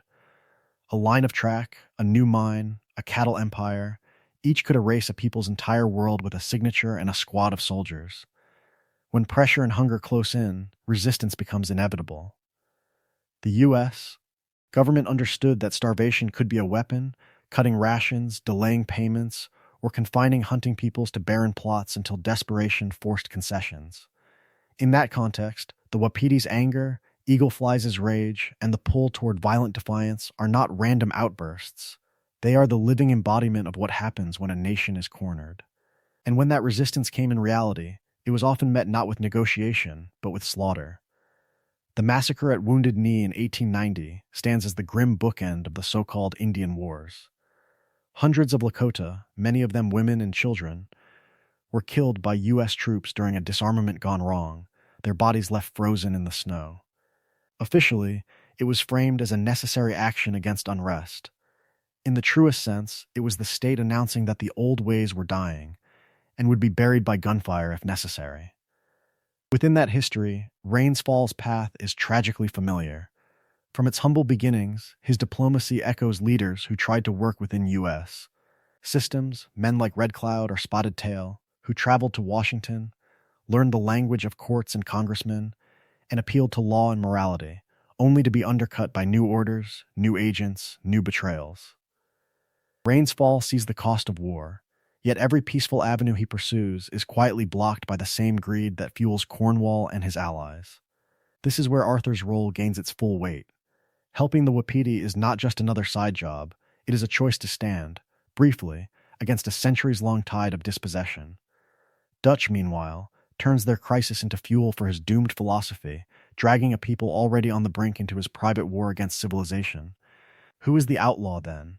The government that breaks its own word, or the man who weaponizes a broken nation's last hope? As the Wapiti are drawn toward catastrophe, the gang's own fate begins to mirror theirs, raising a darker question that will haunt Arthur's final days. How many lives and how many nations will Dutch burn through before he admits the dream is dead? That question is answered not in a bank or a train car, but on a cold, wind-scoured ridge above the Wapiti camp, where Dutch finally chooses delusion over duty. This is the moment his philosophy stops being a shield for the vulnerable and becomes the knife pressed against their throat. From the very beginning of the Wapiti arc, the contrast is brutal. Rain's fall is tired, grieving, the living embodiment of a leader who has watched treaty after treaty broken until even anger feels worn out. He begs for caution, for patience, for survival over glory. Eagle flies, young and furious, wants war. Dutch sees that fury and feeds it. He calls it righteous resistance, tells Eagle flies that the world was changing, that the old ways were dying, and that only bold action can win back freedom stolen by civilization. In the truest sense, this is what Dutch has always claimed to stand for, pushing back against a rigged world. But now he has an audience even more desperate than his own gang, a nation cornered on its last scrap of land. When he encourages Eagle flies to raid supply wagons and attack federal soldiers, he dresses it up as justice, as a story of a people finally striking back. The reality is simpler and far uglier. Every shot fired gives Dutch another excuse to escalate, another reason to pull his own gang deeper into open war with the army. Historically, this dynamic is chillingly familiar. In the late 19th century, outside agitators and opportunists repeatedly attached themselves to native resistance or labor unrest, promising solidarity while chasing their own dreams and delusions. Radical organizers pushed striking miners into confrontations that invited hired gunmen and federal troops. Charismatic drifters urged besieged native bands to stand and fight at impossible odds, then slipped away before the crackdowns came. The result, again and again, was the same: crushed uprisings, harsher laws, more graves. Dutch walks that same path. Each attack on the army depot, each ambush on the oil fields, is framed as a blow against Cornwall, against Washington, against a corrupt civilization. Yet the Wapiti pay the price. Their camp is shelled, their people scattered, their chief forced into one more humiliating plea for mercy. Dutch does not turn back. Instead, he points to the blood in the snow and calls it proof that there can be no compromise. Arthur watches this with growing horror. Once, Dutch would have died to protect a lost soul, a child, a widow, a tribe ground under the boot. Now he is sacrificing them to stage one last grandstand, a final performance where he can prove he was right all along. When Eagle Flies falls, mortally wounded in a doomed charge Dutch helped engineer, the illusion shatters. What kind of family, what kind of freedom, is built on using a dying nation as bait? That question will not leave Arthur. The Wapiti tragedy, and the sight of Eagle Flies dying in his arms, drives him toward a moral crossroads that will define the rest of his story, and decide whether the Van der Linde gang is remembered as a cause or as a curse. Eagle Flies dies in Arthur's arms, and something else dies with him. The last illusion that Dutch's chaos is ever in service of anyone but himself finally slips away, leaving Arthur alone with a failing body and a conscience that will not stay quiet. The seeds of that reckoning were planted much earlier, in a cramped tenement outside St. Denis, when Arthur beat a desperate debtor named Thomas Downs. In the moment, it was routine work for the gang, another act of intimidation wrapped in Dutch's philosophy of survival. Only later, as Arthur's cough worsens, as blood stains his handkerchief, and the world swims before his eyes, does the truth become impossible to ignore. He did not just collect money that day, he collected a death sentence. Tuberculosis was not a rare exotic disease. In the late 19th century, it was the living embodiment of poverty and crowding, a slow plague that haunted mining towns, factory districts, and immigrant neighborhoods. Known then as consumption, it killed millions across the industrializing world, thriving where the air was thick, the rooms were shared, and the weak had no choice but to keep working. Arthur's infection, caught from a sick, overworked man in a filthy yard, is a story of that world colliding with the fading frontier, of an outlaw learning that even his body is no longer beyond civilization's reach. As his lungs fail, Arthur's vision sharpens. Every risk Dutch proposes now carries a different weight, measured not in money but in time he no longer has. Every lie about one last score, one last ride to freedom, rings hollower when the man hearing it knows he will not live to see the promised paradise. Dutch's betrayals of the Wapiti, of John, of the gang's own ideals, can no longer be excused as temporary compromises. The old ways were dying, but Dutch was not evolving. He was retreating into delusions. Facing death strips Arthur down to essentials. Loyalty is no longer about blind obedience to Dutch's voice in the night. It becomes a question of who is actually being protected, and from what. He looks at the Wapiti, driven from their land by men like Cornwall and manipulated by men like Dutch, and his sympathy turns into responsibility. He looks at townsfolk, at workers on the railroad, at people who once were only marks, and starts to see a shared struggle rather than easy prey. Most of all, he looks at John, Abigail, and Jack. From its humble beginnings, the gang had promised family, yet here is a real family that might still escape the fire. Arthur's rides with John become confessions, warnings, and eventually plans. His thoughts turn from scores to legacy, from defending Dutch's name to ensuring that some small piece of good survives the wreckage they created. In the truest sense, Arthur's illness becomes his clarity. The question is no longer whether the gang can be saved. It is whether anything can be saved at all, and what Arthur is willing to sacrifice in those final, dwindling days to make that happen. The answer to that question will lead him back up a mountain, into the jaws of betrayal, and toward a final choice that will define the story of the Van der Linde gang forever. Arthur's clarity does not emerge in a vacuum. From the very beginning of 1899, another voice has been warning that Dutch's dream is cracking, John Marston. Where Arthur needed illness and loss to open his eyes, John has been squinting against the glare of reality for a long time. John's doubts are older than Beaver Hollow, older even than St. Denis. His disappearance before Blackwater, his half-hearted return to camp, his constant arguments with Dutch and Abigail are all symptoms of the same fracture. John wants out. He wants a life where Jack is not learning to reload a revolver before he learns to read, where family means safety rather than shared warrants. In the truest sense, he refuses to treat Dutch as a flawless savior, seeing instead a charismatic outlaw whose philosophy no longer matches the world closing in around them. Then the world proves him right. St. Denis shatters the illusion that Dutch can outthink civilization. Hosea and Lenny die, the bank heist collapses, and the gang is scattered. Guarma follows, a fever dream of colonial exploitation and corporate power, where even Dutch's bravado cannot stop soldiers and sugar barons from dictating terms. When the survivors finally stagger back to America, the Wapiti debacle drives the lesson home. Dutch's plans do not protect the vulnerable. They grind them into the mud. Consider that arc for a moment. A story of freedom and rebellion becomes a story of bodies in the street, of a tribe uprooted, of sons buried while Dutch mutters about one last score. The old ways were dying, and Dutch's response is not adaptation but escalation. Every new scheme, Cornwall's train, Bronte's leverage, the assault on the oil fields, pushes the gang deeper into the noose the Pinkertons and federal law are tightening. Within that chaos, the tension between Arthur and John sharpens. Arthur still clings to loyalty, to the memory of the man who once rescued a lost soul from the gallows and gave him a home. John, scarred by Blackwater and near death in the mountains, insists that this is not a home anymore. It is a grave being dug in slow motion. Their arguments at Beaver Hollow, about leaving, about Jack, about what Dutch has become, are not just personal quarrels. They are the living embodiment of a larger historical crossroads. Because beyond the campfire, history was moving in the same direction. As the frontier closed in the 1890s, many real outlaws made the same calculation John is making. Members of gangs patterned after the James Younger crew or Butch Cassidy's Wild Bunch tried to vanish into ranch work, railroad labor, or anonymous small towns, trading gun smoke for fence posts to escape the reach of agencies like the Pinkertons. John's plan to take Abigail and Jack to a ranch, to disappear into honest toil, mirrors that real-world shift from its humble beginnings as pure survival to a fragile dream of legitimacy.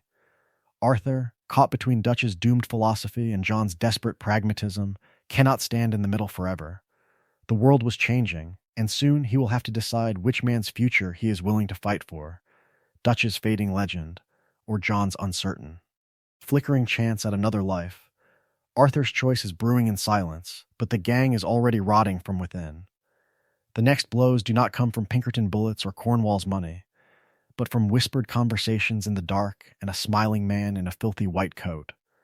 Micah Bell arrives as a latecomer to a story of loyalty and betrayal, of dreams and delusions, of family turning on itself. From the very beginning, he flatters Dutch's ego, mocks caution as cowardice, and pushes every plan toward more blood and more spectacle. Where Hosea once cooled Dutch's temper, Micah fans it, turning an outlaw philosophy about freedom into a personal crusade against a world that dares to move on. In the real American West, this pattern was the living embodiment of how gangs died. The Pinkerton National Detective Agency, so powerful that the U.S. government eventually passed the Anti-Pinkerton Act of 1893 to rein it in, rarely relied on shootouts alone. They flipped insiders.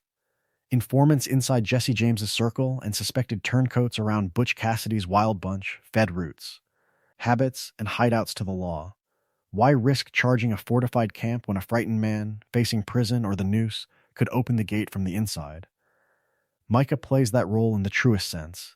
He needles Bill and Javier, poisons them against Arthur, and tells Dutch exactly what Dutch wants to hear, that the problem is not the plans, not the leadership, but the doubters who have forgotten the dream. All the while, he slips away to meet Agent Milton, trading locations and movements for his own protection. The gang blames the tightening noose on bad luck and shrinking frontier. The truth is sitting at their own campfire. Paranoia spreads through the tents and wagons. Food grows scarce, tempers grow short, and Dutch begins to see traitors everywhere except where they actually are. He suspects Molly, he doubts John, he even questions Arthur's loyalty as Arthur's conscience hardens against needless slaughter.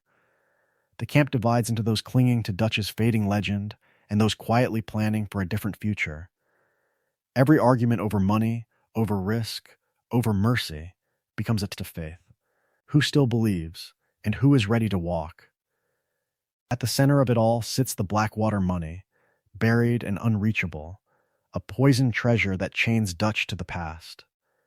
That ferry robbery was meant to be their masterpiece. The heist that would buy land, stability, perhaps even a final escape from civilization. Instead, it becomes a ghost that haunts every decision. Dutch and Micah keep promising one last score to get it back, one last ride to make everything right. The old ways were dying, but they refused to bury them. Real gangs often fell not in one grand battle, but in a series of betrayals, miscalculations, and desperate last stands. The Van der Linde gang is no different. The mountains are calling, the Pinkertons are closing in, and Micah's lies are almost complete. The final confrontations are coming, and on those cold heights, not everyone will walk back down. The mountains answer that call with silence. No crowds, no cities, no trains screaming past in the night. Only wind, snow, and the slow unraveling of a family that once thought it could outrun civilization itself. Up on that final ridge, the last camp is a graveyard of dreams. The fire burns low, the food is nearly gone, and the gang that once filled warm clearings with music and laughter now huddles in scattered knots, watching one another more than the tree line. On one side, Dutch and Micah whisper over maps and fantasies of one last score. On the other, Arthur, John, Charles, Sadie, and a few remaining loyal hearts trade glances that say what no one dares to speak aloud: it is over. This is not the camp at Horseshoe Overlook, with children running between tents and Pearson complaining about the stew. It is not the humid, bustling world of Clemens Point, or the decadent glow of St. Denis just across the water. From its humble beginnings as a roaming caravan of outlaws with an almost idealistic philosophy, the Van der Linde gang has been reduced to a handful of gaunt figures in the snow, surrounded by suspicion, half-formed escape plans. and a desperate hope that history has already proven false. In the truest sense, they have become what real outlaw gangs often were in their final days: cornered animals in a remote hideout, already mapped and measured by the men hunting them. The Pinkertons circling this mountain echo the real Pinkerton National Detective Agency, closing in on the James. Younger gang and Butch Cassidy's wild bunch, pushing them further into the wilderness until there was nowhere left to run. The world was changing, the old ways were dying, and detective agencies backed by railroads and federal law did not lose interest. Not anymore. Arthur feels that pressure more keenly than anyone. His lungs burn, his cough worsens, and every fit of blood is a reminder that his time is measured not in years, but in days. He has seen Dutch leave John for dead, seen him sacrifice eagle flies, seen him listen to Micah's poison over the family that built this camp from the very beginning. What is left of loyalty when the man at the center no longer believes his own words? So Arthur hardens. The living embodiment of Dutch's old creed, freedom, family, and resistance, now turns that creed against its maker. He knows Dutch is lost, a leader transformed from visionary to lost soul clinging to delusions of one last ride to Tahiti. Arthur's focus narrows to a single task: get John, Abigail, and Jack out. If the gang's story of rebellion is doomed, then at least one small family might escape the avalanche. All of this tension, all of this cold, points toward what must come next. The last ride down that mountain, the final clashes with the Pinkertons, and the reckoning between Arthur and Dutch will bring every theme: freedom and civilization, loyalty and betrayal, dreams and delusions, crashing together. The question is no longer whether the gang survives. It is who, if anyone, walks away from the end of an era. So the end comes not with a grand robbery or a triumphant escape, but with a choice. After years of preaching freedom and family, Dutch rides toward one last doomed standoff, while Arthur, coughing blood on a stolen horse, rides in the opposite direction. In that split second, the gang's entire philosophy shatters. Arthur chooses John. This is the true fracture from its humble beginnings. From the very beginning, Dutch had promised a story of loyalty and liberation, a world where outlaws could live by their own rules. Now, as Pinkertons close in and the mountains burn with gunfire, Arthur finally sees the cost of those dreams and delusions. John has a wife, a son, a chance. Dutch has only a fading idea and a trail of graves. Faced with that contrast, Arthur turns his back on the man who raised him and rides to carve a path for the family that might still be saved. The last ride is a funeral procession in motion. Snow and rock blur past, the music swells, and this gaunt rider becomes the living embodiment of a dying era, racing against time, illness, and history itself. Tuberculosis claws at his lungs, Pinkertons stalk the ridges, and still he drives his horse forward, desperate to do one good thing before the curtain falls. In the truest sense, it is a story of a lost soul trying to make peace with the world he helped break. When the dust settles at Beaver Hollow, the real confrontation is not with the law, but within the gang. Arthur finally tells Dutch what the audience has watched for hours, that the man who once preached fairness now leaves people to die, that Micah's poison has replaced Hosea's wisdom, that the code was betrayed long before the Pinkertons arrived. Dutch, who once condemned hired guns like the real Pinkertons of the Gilded Age, now sounds closer to them than to the idealistic rebel he claimed to be. Is this freedom, or just another form of control? On that cliff, with the world changing below, the argument becomes physical. Depending on the path chosen, Arthur dies in a brutal struggle with Micah or alone on a mountaintop, watching the sunrise bleed over a landscape that no longer has room for men like him. Either way, his death mirrors the historical moment when the U.S. declared the frontier closed and the old ways were dying. The outlaw myth, so powerful in dime novels and campfire tales, is buried with him. Yet the story does not end there. John rides away from that mountain, carrying Arthur's lessons and the unresolved weight of the gang's legacy into a new century of railroads, corporations, and federal law. What will he do with that inheritance? And how long can any man outrun a world that has already decided his kind must disappear? John rides down from that mountain into a world already preparing its own version of what happened up there. The bodies are barely cold before the paperwork begins. For the Pinkerton National Detective Agency, the fall of the Van der Linde gang is not just the end of a manhunt. It is a story of order triumphing over chaos. of corporate security proving its worth in an age where the old ways were dying. In agency reports, Dutch's dream becomes a list of aliases, crimes, and bounties collected. Arthur Morgan, once the living embodiment of Dutch's philosophy, is reduced to a line on a ledger marked deceased. Milton and Ross, or men just like them, would frame the campaign as a hard-fought victory against notorious outlaws who robbed trains, banks, and innocent citizens, reassuring railroad magnates and industrialists that their investments are safe. The language is clinical, proud, efficient. The mess, the mud, the blood are all scrubbed away. Newspapers would follow suit. Headlines in St. Denis or Blackwater would trumpet the destruction of a feared gang, praising the brave efforts of private detectives and federal agents. The very beginning of the story, from its humble beginnings with Dutch and Hosea preaching freedom and fairness, would be ignored in favor of a cleaner narrative. Criminals hunted down, civilization restored. It had happened before. When the Pinkertons helped break the James Younger gang, or when lawmen closed in on Butch Cassidy's Wild Bunch, the press coverage doubled as advertisement, turning each dead outlaw into a billboard for modern law and corporate power. But public feeling was never that simple. The world was changing, and with it came a strange nostalgia. People feared these gangs, yet they bought dime novels about them, repeated tall tales in saloons, and quietly admired the idea of men who refused to bow to banks and railroads.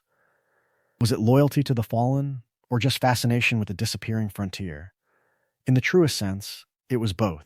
Relief that the danger was gone, and a faint regret that the storybook West was going with it. In that process, almost everything real about the Van der Linde gang would be lost. Their internal arguments, their fragile moments of family, their betrayals and late-night doubts would never make it into official records. Arthur's change of heart, Hosea's weary wisdom, even Dutch's idealistic dreams curdling into delusions, all of it would be flattened into legend, another outlaw band that would not accept civilization and paid the price. This is the quiet irony. As John tries to build a ranch, a marriage, and a future for his son, the world beyond his fence posts has already begun to romanticize the kind of life that destroyed him. He is trying to escape a legend that is still being written without him, and in the years that follow, that tension between the man and the myth will define his final chapter. So Beecher's hope begins as an answer to that tension, and as a quiet rebellion of its own. The legendary outlaw rides into a broken-down patch of land with a hammer instead of a revolver, trying to build a future board by board, fence post by fence post. It is a story of a man who once chased freedom at gunpoint, now chasing stability with splinters in his hands. From its humble beginnings as a derelict homestead, the ranch becomes John's test. He digs post holes, hauls lumber, learns how to mend fences and wrangle cattle. He wakes before dawn not to scout a bank, but to check on livestock and worry about the weather. Where once he measured success in piles of stolen cash, now it is measured in straight fence lines, healthy calves, and a wife who is willing to try again. The work is slow, repetitive, and unforgiving. In the truest sense, it is the opposite of a heist. This shift mirrors what happened across the West as the world was changing. After 1890, when the U.S. Census Bureau declared the frontier closed, the old ways were dying.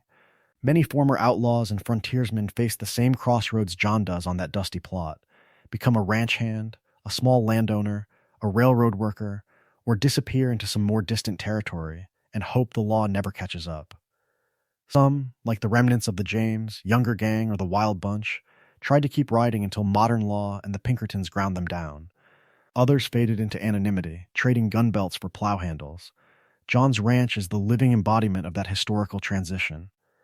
The very act of fencing land in, of cutting pastures into neat rectangles, signals the end of free roaming bands like the Van der Linde gang. Barbed wire, railroads, and property lines do what no posse ever truly could. They tame the landscape itself. Every time John stretches wire across a post, he is helping build the same civilization that once hunted him, the same order Dutch raged against with his grand philosophy of freedom and resistance. Is that redemption, or betrayal of everything he was taught to believe? Yet the past refuses to stay beyond the fence. Bounty hunters ride up the lane, dust on their coats and wanted posters in their hands. Government agents linger at the edges of his world, measuring him with the cold eyes of men who see tools, not fathers. John's guilt rides with them, a silent third rider in every confrontation, whispering that a man who has done what he has done does not simply become a farmer and walk away. And this is where the story bends toward Red Dead Redemption.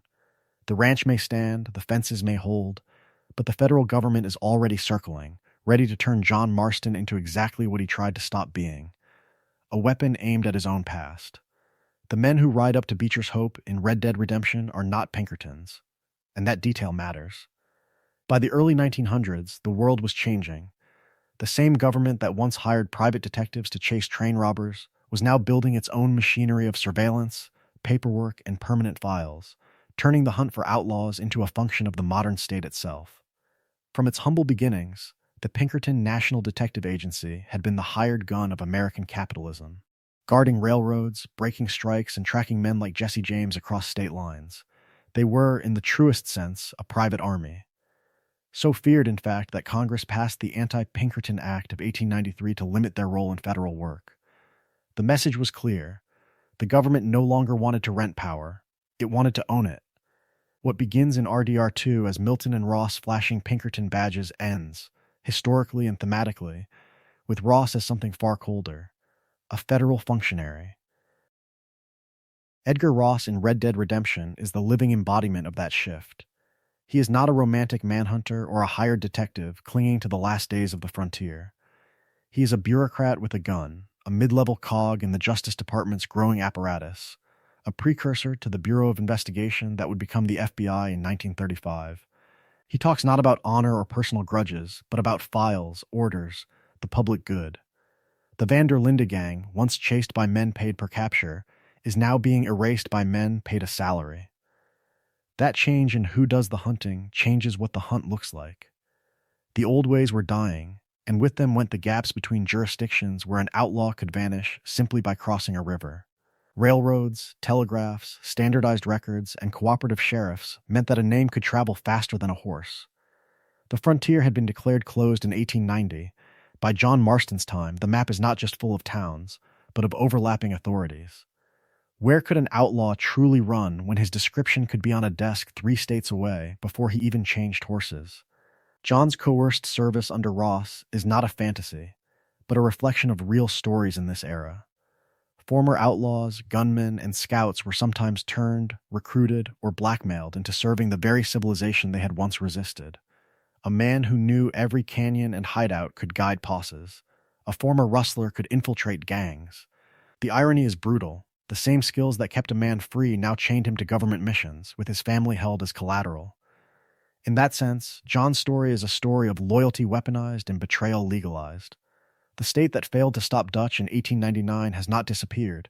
It has evolved, professionalized, and learned.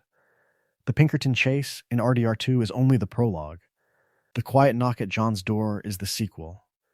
The moment the forces that once hunted the gang from the shadows step into the daylight, wearing suits, carrying forms, and laying the foundations of the modern American security state that will haunt the next generation. That quiet knock at John's door is more than a threat. It is the sound of legend hardening into story. The world was changing, the old ways were dying, and the same forces that once hunted the Van der Linde gang now begin to decide how that hunt will be remembered. From the very beginning of the American outlaw era, memory was a battlefield. Dime novels, cheap newspapers, and traveling shows seized on men like Jesse James and Billy the Kid, turning frightened farm boys and embittered veterans into romantic champions of freedom. A train robbery that left passengers bloody and shaking could be reborn on the page as a daring blow against corrupt civilization, a story of courage under moonlight rather than greed in broad daylight. The Van der Linde gang fits that pattern almost too well. Imagine the first lurid pamphlets sold in St. Denis or Blackwater, Dutch van der Linde, philosopher of the plains, his speeches about liberty and progress quoted out of context, his murders and betrayals quietly ignored. Imagine Arthur Morgan reduced to a single line, the loyal right hand, his doubts, sickness, and guilt stripped away, his loyalty frozen in ink as if he never questioned Dutch at all. In saloons from Valentine to Armadillo, the tales would grow taller with every retelling. A failed train job with panic shouting and misfired shots becomes, in the hands of a drunk storyteller, a flawless operation where the gang outwits a dozen Pinkertons and vanishes into the night. A bloody shootout in Rhodes, full of screaming civilians, turns into a noble stand against rich tyrants. Who would mention the dead stable boys, the terrified hostages, the families left behind? This is selective memory in the truest sense, a story of loyalty without betrayal, of dreams without delusions, of outlaw freedom without the shattered bodies it leaves in the dust. The brutalities are minimized, the betrayals softened, while the daring escapes, the rooftop leaps, and the last stands are polished until they shine. Even Micah might be remembered, not as a rat, but as a fearless gunman who never backed down. Here the pattern interrupts. Because RDR2 itself is a myth-making machine, and yet it refuses to lie in quite the same way. It borrows the tools of those old dime novels and the later Western films, the sweeping vistas, the slow rides, the heroic framing of gunfights, but then forces the camera to linger on coughing fits, on burned farms, on grieving widows. It lets players inhabit the living embodiment of the Western legend, while constantly reminding them that the legend is built on bones. In that sense, the game becomes a bridge between eras. From its humble beginnings in campfire stories to the modern digital epic, the myth of the West keeps being rewritten. But beneath every legend stand real people and real victims, even in fiction. The power of this story lies in making both unforgettable, before the next generation turns it all back into a cleaner, prettier lie. So when the legend is stripped back to bones, one question remains. What, exactly, was the Van der Linde gang trying to be? From its humble beginnings, the camp around Dutch and Hosea is presented as more than a crew of thieves. It is a chosen family, a wandering commune, a utopian experiment on horseback trying to outrun a rigged civilization. From the very beginning, Dutch speaks in the language of manifest destiny turned inside out. The railroads, the banks, the Pinkertons, and men like Cornwall are the enemy. The gang, in his telling, is the living embodiment of a truer freedom, an America that might have been. They take in the poor, the displaced, the broken. They share food, tell stories, raise children under the trees. In the truest sense, it feels like an answer to a world that only knows hierarchy and exploitation. But this is also a story of dreams and delusions, of ideals carried on the muzzles of guns. The same camp that sings about loyalty rides out to rob trains, burn wagons, and leave bodies in ditches. Dutch rails against corporate domination while blowing up Cornwall's train, killing nameless workers who are as trapped by the system as he is. The gang talks about justice while shaking down homesteaders and terrorizing stagecoaches. Freedom for whom, and paid for by whose blood? In that tension, the gang becomes a mirror of the nation around it. American history is full of high rhetoric about liberty set against slavery, native dispossession, and the crushing of labor by private armies not far removed from the Pinkertons. Dutch condemns reservations and broken treaties, then drags the Wapiti into a doomed war that serves his ego more than their survival. He speaks against bondage, yet keeps his own people tied to him through debt, fear, and myth. His final betrayal of his own philosophy is not a sudden fall, but a slow, historical hypocrisy. Each compromise echoes older sins. The language of progress covering the seizure of land, the talk of opportunity masking company towns and barbed wire. The world was changing, the old ways were dying, but the violence beneath the flag remains stubbornly familiar. Arthur's late-life awakening is the reckoning that nation rarely grants itself. Ill, exhausted, stripped of illusions, he begins to count the cost in faces rather than in dollars or grand speeches. John, Abigail, Jack, the Wapiti, the nameless townsfolk in Rhodes and Valentine, each becomes a ledger entry in a moral account long overdue. How many broken bodies can be buried under the word freedom before the word itself breaks? As Arthur turns against Dutch, the saga shifts from outlaw tragedy to national allegory. One man finally sees what the story has been hiding in plain sight, and as the camera prepares to move beyond him, into John's homestead years and the rise of Edgar Ross's America, the question lingers, what exactly did the Van der Linde gang leave behind, and who gets to decide what their legacy means? The legacy of the Van der Linde gang does not end on that windswept mountainside with Arthur Morgan. It moves, almost reluctantly, from Dutch's rhetoric to Arthur's conscience, from Arthur's sacrifice to John's stubborn struggle to be better. In a story of loyalty and betrayal, of dreams and delusions, the most haunting inheritance is not money or land, but a way of seeing the world. From the very beginning, Dutch spoke in grand phrases about freedom, civilization, and fighting a rigged system. Arthur absorbed that philosophy, but through blood and failure he learned to question it, to ask who actually paid the price for Dutch's ideals. In the truest sense, Arthur becomes the living embodiment of the gang's conscience, choosing to die so that John, Abigail, and Jack might escape the life that destroyed him. Yet even that act of grace carries a shadow. John rides away, not as a clean man, but as an outlaw trying to pretend he is a rancher. On Beecher's Hope, the chain continues. John struggles between two worlds, the quiet labor of fences and cattle, and the violent skills that built his reputation. His homestead is framed by telegraph wires and distant trains, daily reminders that the world was changing and the old ways were dying. He wants Jack to grow up with books instead of bullets, with stories of adventure rather than first-hand knowledge of murder. But history has already seeped into the soil.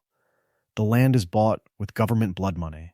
The family's peace guaranteed only by John's agreement to hunt down his former brothers. Jack Marston's arc turns that irony into tragedy. Introduced as a ranch kid obsessed with adventure novels, he seems destined for a different path, more Mark Twain than Jesse James. He is gentle with animals, curious about the wider world, almost untouched by the gang's worst crimes. Yet Red Dead Redemption's epilogue reveals what the years have done. The bookish young man becomes a gunman on the banks of a lonely river, tracking Edgar Ross the way the Pinkertons once tracked Dutch. A child raised on stories of outlaws and heroes steps into the role he was supposed to escape. Is this justice, or just another cycle resetting itself? That cycle mirrors real history. Sons of Civil War fighters grew up under portraits of men who had killed neighbors in the name of principle. Children of displaced native nations, like Rainsfall's people, inherited broken treaties and grief they never chose. Immigrant laborers' sons watched railroads and mines chew through their parents' bodies, while men like Cornwall grew rich. In each case, the next generation carried trauma, stories, and unpaid debts from an era that refused to stay buried. Jack, standing over Ross's body, becomes a quiet echo of all of them, a lost soul born after the worst atrocities, yet condemned to answer for them with a gun. The gang's legacy passes through Dutch, Arthur, and John into a young man who barely knew what really happened. So what does it mean that audiences keep returning to this doomed family, to this dying West, to this haunted inheritance? The conclusion waits with one last question. Whose story of the Van der Linde gang will the future remember, and whose truth will be left in the dust? That is what makes this saga linger. It feels less like a legend told around a campfire, and more like a story of people crushed under headlines that were never written. The Van der Linde gang's fate is not just personal tragedy. It is the human face of an era when the world was changing faster than any outlaw, or any family, could keep up. From its humble beginnings, the gang imagines itself as free, mobile, untouchable, yet every camp is hemmed in by forces drawn straight from the historical record. Industrialization is not an essay topic here. It is Cornwall's trains screaming past Horseshoe Overlook, his refinery poisoning the air around Valentine, his hired guns turning progress into a firing line. Corporate power is not a statistic. It is Arthur dragging a coughing body through factory smoke, while a distant tycoon signs another contract. The same is true for native displacement. The Wapiti are not a background detail, but neighbors whose suffering intrudes on the gang's daily life. Missions with rains fall and eagle flies echo real broken treaties and forced marches, stolen horses, poisoned water, a medicine wagon seized by soldiers who talk about policy and civilization as if those words were bullets. When Eagle Flies dies in Dutch's arms at Beaver Hollow, it is not only the end of one idealistic warrior, it is a quiet reminder of Wounded Knee and dozens of other massacres that official reports reduced to body counts. Then there are the Pinkertons. In the truest sense, Milton and Ross are the living embodiment of a new order, descended from an agency so powerful that Congress had to pass an Anti-Pinkerton Act to restrain it. Their pursuit after the Valentine and St. Denis robberies, after the train heists and the bank job, mirrors how real outlaw gangs were hunted down once the frontier was declared closed.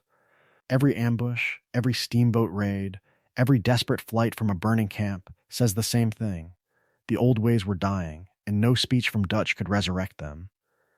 The emotional blow lands when the realization comes that very little here is pure invention.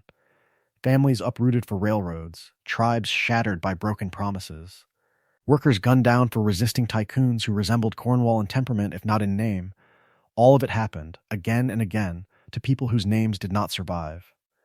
The game's tragedy lies in showing good intentions, half-formed philosophies, and fragile loyalties ground under systems too vast for any one gang to fight. In that sense, the Vander Linde camp becomes a window, not just into a fictional West, but into a real past where dreams and delusions met the same end.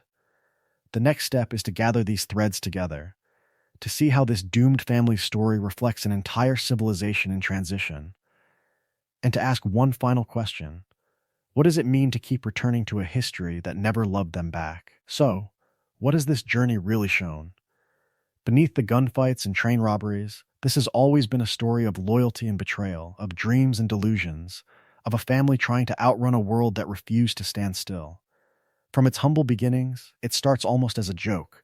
Two strangers in the 1870s, Dutch van der Linde and Hosea Matthews, each trying to rob the other in a dingy room, and ending the night partners instead of corpses. That moment of situational irony becomes the seed of an entire philosophy. From the very beginning, Dutch talks of freedom, of standing against a rigged civilization, while Hosea tempers that fire with wit, caution, and a quiet understanding that the world was changing whether they liked it or not. Into that unlikely partnership come children and strays. Arthur Morgan, a lost soul with a dead father and a stolen future, is remade as Dutch's first son. John Marston follows, another boy pulled from the margins, desperate for family.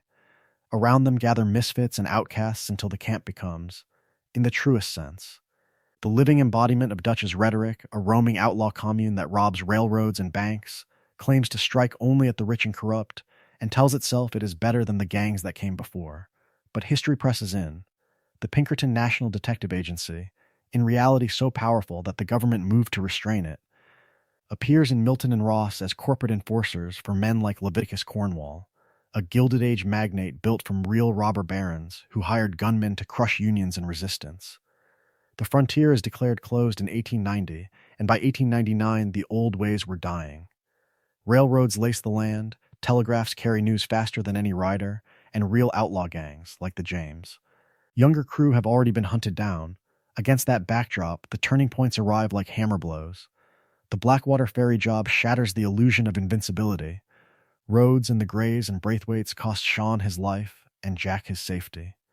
St. Denis, with its electric lights and armored bank vault, devours Hosea and Lenny in a single night and exposes the gang to the full machinery of modern law. Guarma strands Dutch, Arthur, and a few survivors in a colonial nightmare that strips away any remaining pretense that Dutch fights for the oppressed. Then comes Beaver Hollow, the Wapiti tragedy. Echoing broken treaties and massacres across the real West, pulls the gang into a war they do not understand. Eagle Flies dies for promises America never meant to keep. Arthur's illness forces him to see the truth of Dutch's unraveling mind, and Hosea's absence leaves no one to pull him back from the edge. The final confrontations in the mountains, with John climbing toward a new life and Arthur collapsing under the red sky, complete the arc from idealistic commune to cannibalized remnant. In the end, this is not only the complete story of one doomed outlaw family, it is a portrait of a civilization in transition, where freedom is narrowed by wires and ledgers, and where the fate of the Van der Linde gang feels less like bad luck and more like historical inevitability. The next step is to follow what survives after the bullets stop: John, Abigail, Jack, and the long shadow these choices cast over the new century. The shadow that follows John, Abigail, and Jack into the new century is not only a story of one gang's downfall, it is the echo of a real world, where the same trains, the same rifles, and the same men in suits were already hunting down the last outlaws and closing the last open spaces. To feel the weight of that shadow, the trail leads from the screen straight into the history books. The most obvious doorway is the Pinkerton National Detective Agency. In the game, they are the living embodiment of creeping, organized power. In reality, they were even worse. From its humble beginnings as a small detective firm, the agency grew into a private army hired to break strikes, infiltrate unions, and hunt men branded as enemies of civilization. Reading about their role in the Homestead Strike of 1892, when armed Pinkertons fought steelworkers in a bloody riverfront battle, turns every confrontation with Milton and Ross into more than a chase. It becomes part of a much larger conflict between labor and capital, freedom and control.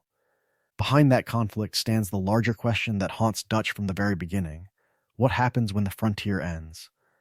Historians such as Frederick Jackson Turner tried to answer it in the 1890s, arguing that the frontier had shaped American character and that its closing would transform the nation.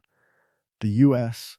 Census Bureau's declaration that there was no longer a clear frontier line is the real-world version of that moment when Arthur looks at telegraph poles and railroads and realizes the old ways were dying.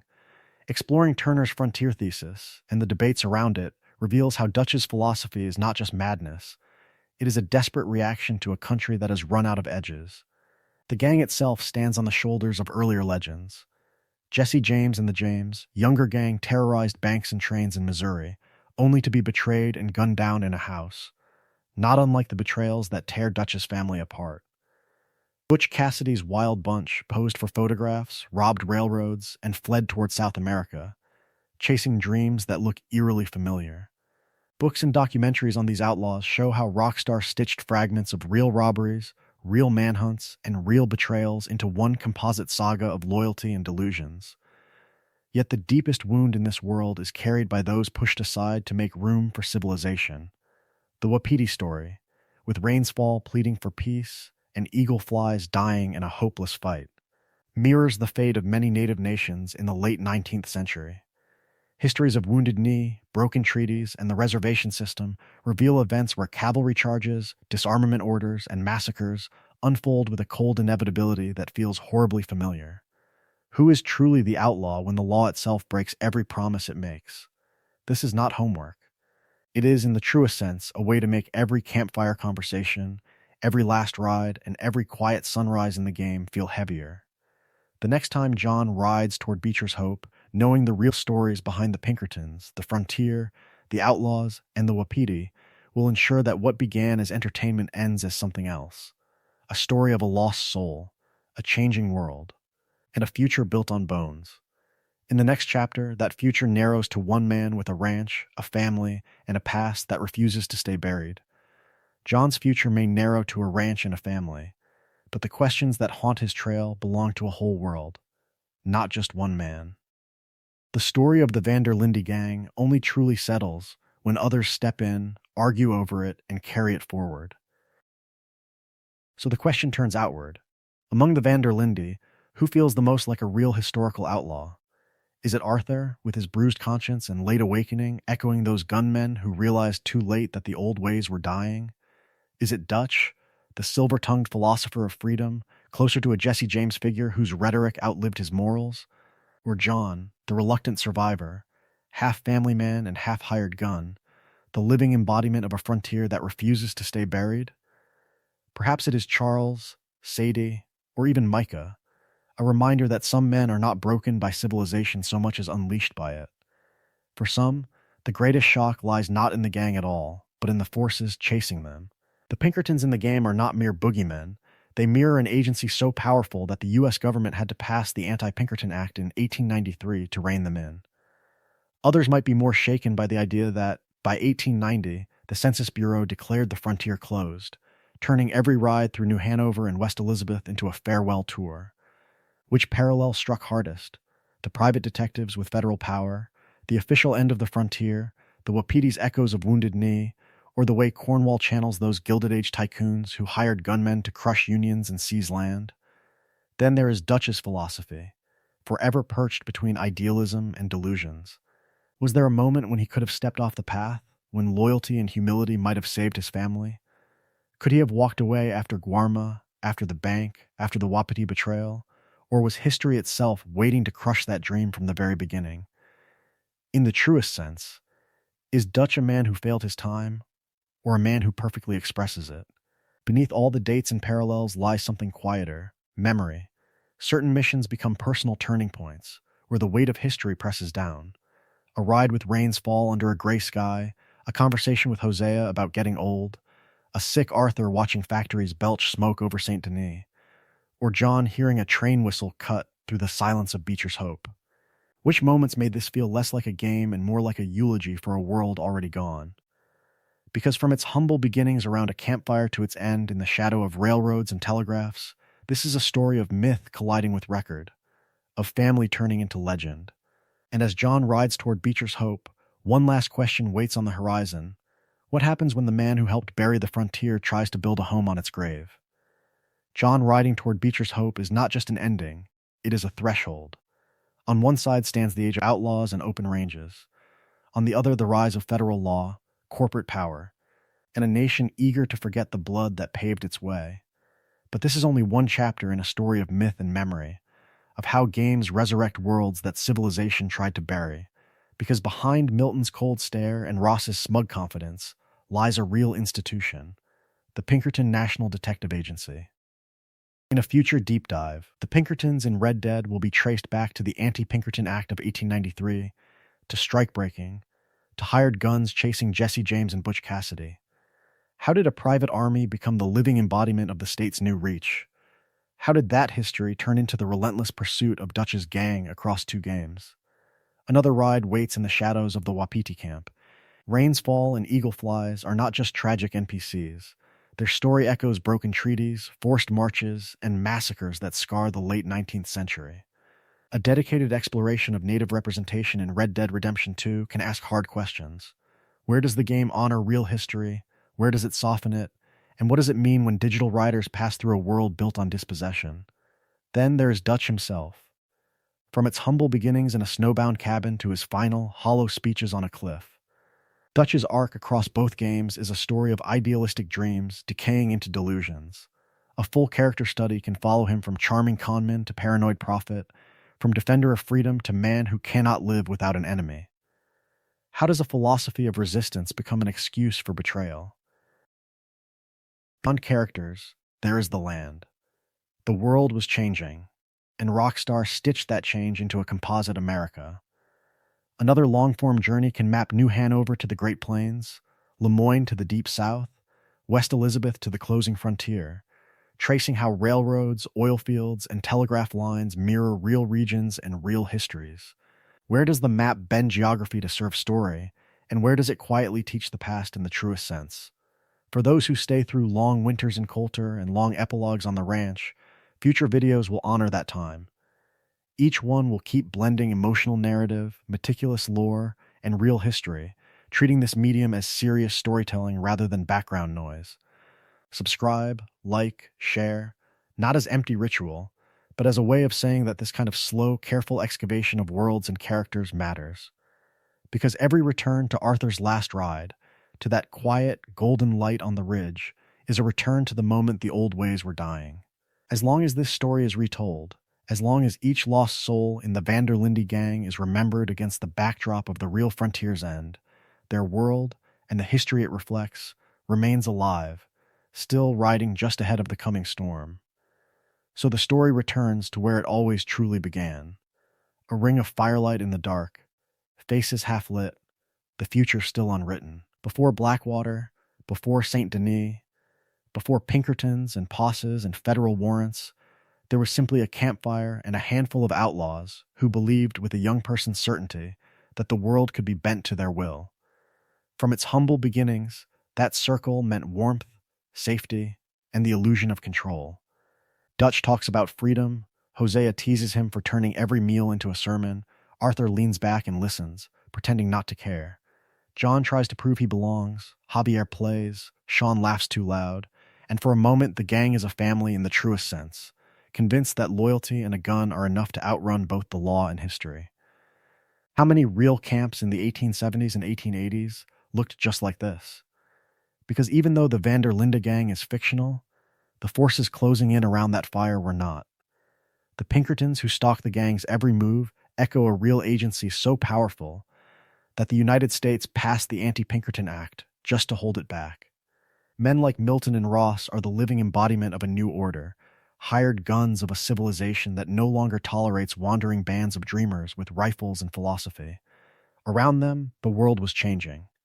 The U.S. Census Bureau had already declared the frontier closed in 1890. Railroads carved steel lines through Aunt's wild country, and men in tailored suits, Cornwall among them, claimed more land and power than any outlaw ever dreamed of. The old ways were dying, not in a single gunfight, but in ledgers, contracts, and federal charters that turned open ranges into fenced property and free riders into criminals. In that glow of firelight, The gang tells itself a story of idealism and hypocrisy, of freedom and control, of family and betrayal. Dutch speaks of standing up for the poor while cutting deals with men who exploit them. Arthur rides for a dream he no longer believes in. John tries to build a home as the ground shifts beneath him. Is it rebellion, or is it just another form of delusion dressed up as destiny? And beyond the circle of outlaws, other shadows move. Rains fall and eagle flies carry the weight of broken treaties that mirror real massacres and forced marches. The Wapitis' tragedy reflects nations pushed off their lands, promises signed in ink and erased in blood. Their story is not an echo. It is a reminder that behind every romantic legend of the West stand lives that were never given the chance to become legend at all. This has been a story of men and women trying to hold on to freedom as civilization closes in, of campfire myths colliding with the cold facts of history. Sitting with their journey from the very beginning to the final ride means carrying a little of that weight as well, tracing each laugh, each argument, each betrayal back to the real currents that shaped the 19th century. In the end, the fire burns low, the gang is gone, the ridge is empty. Yet the world they move through feels sharper, more human, when its real foundations are finally seen. Understanding the history beneath Red Dead Redemption 2 does not drain its magic, it deepens it. Every ride across a fading frontier, every quiet night at camp, every last goodbye becomes not just a scene in a game, but a fragile memory of a world that once stood on the edge of becoming something new, and never looking back.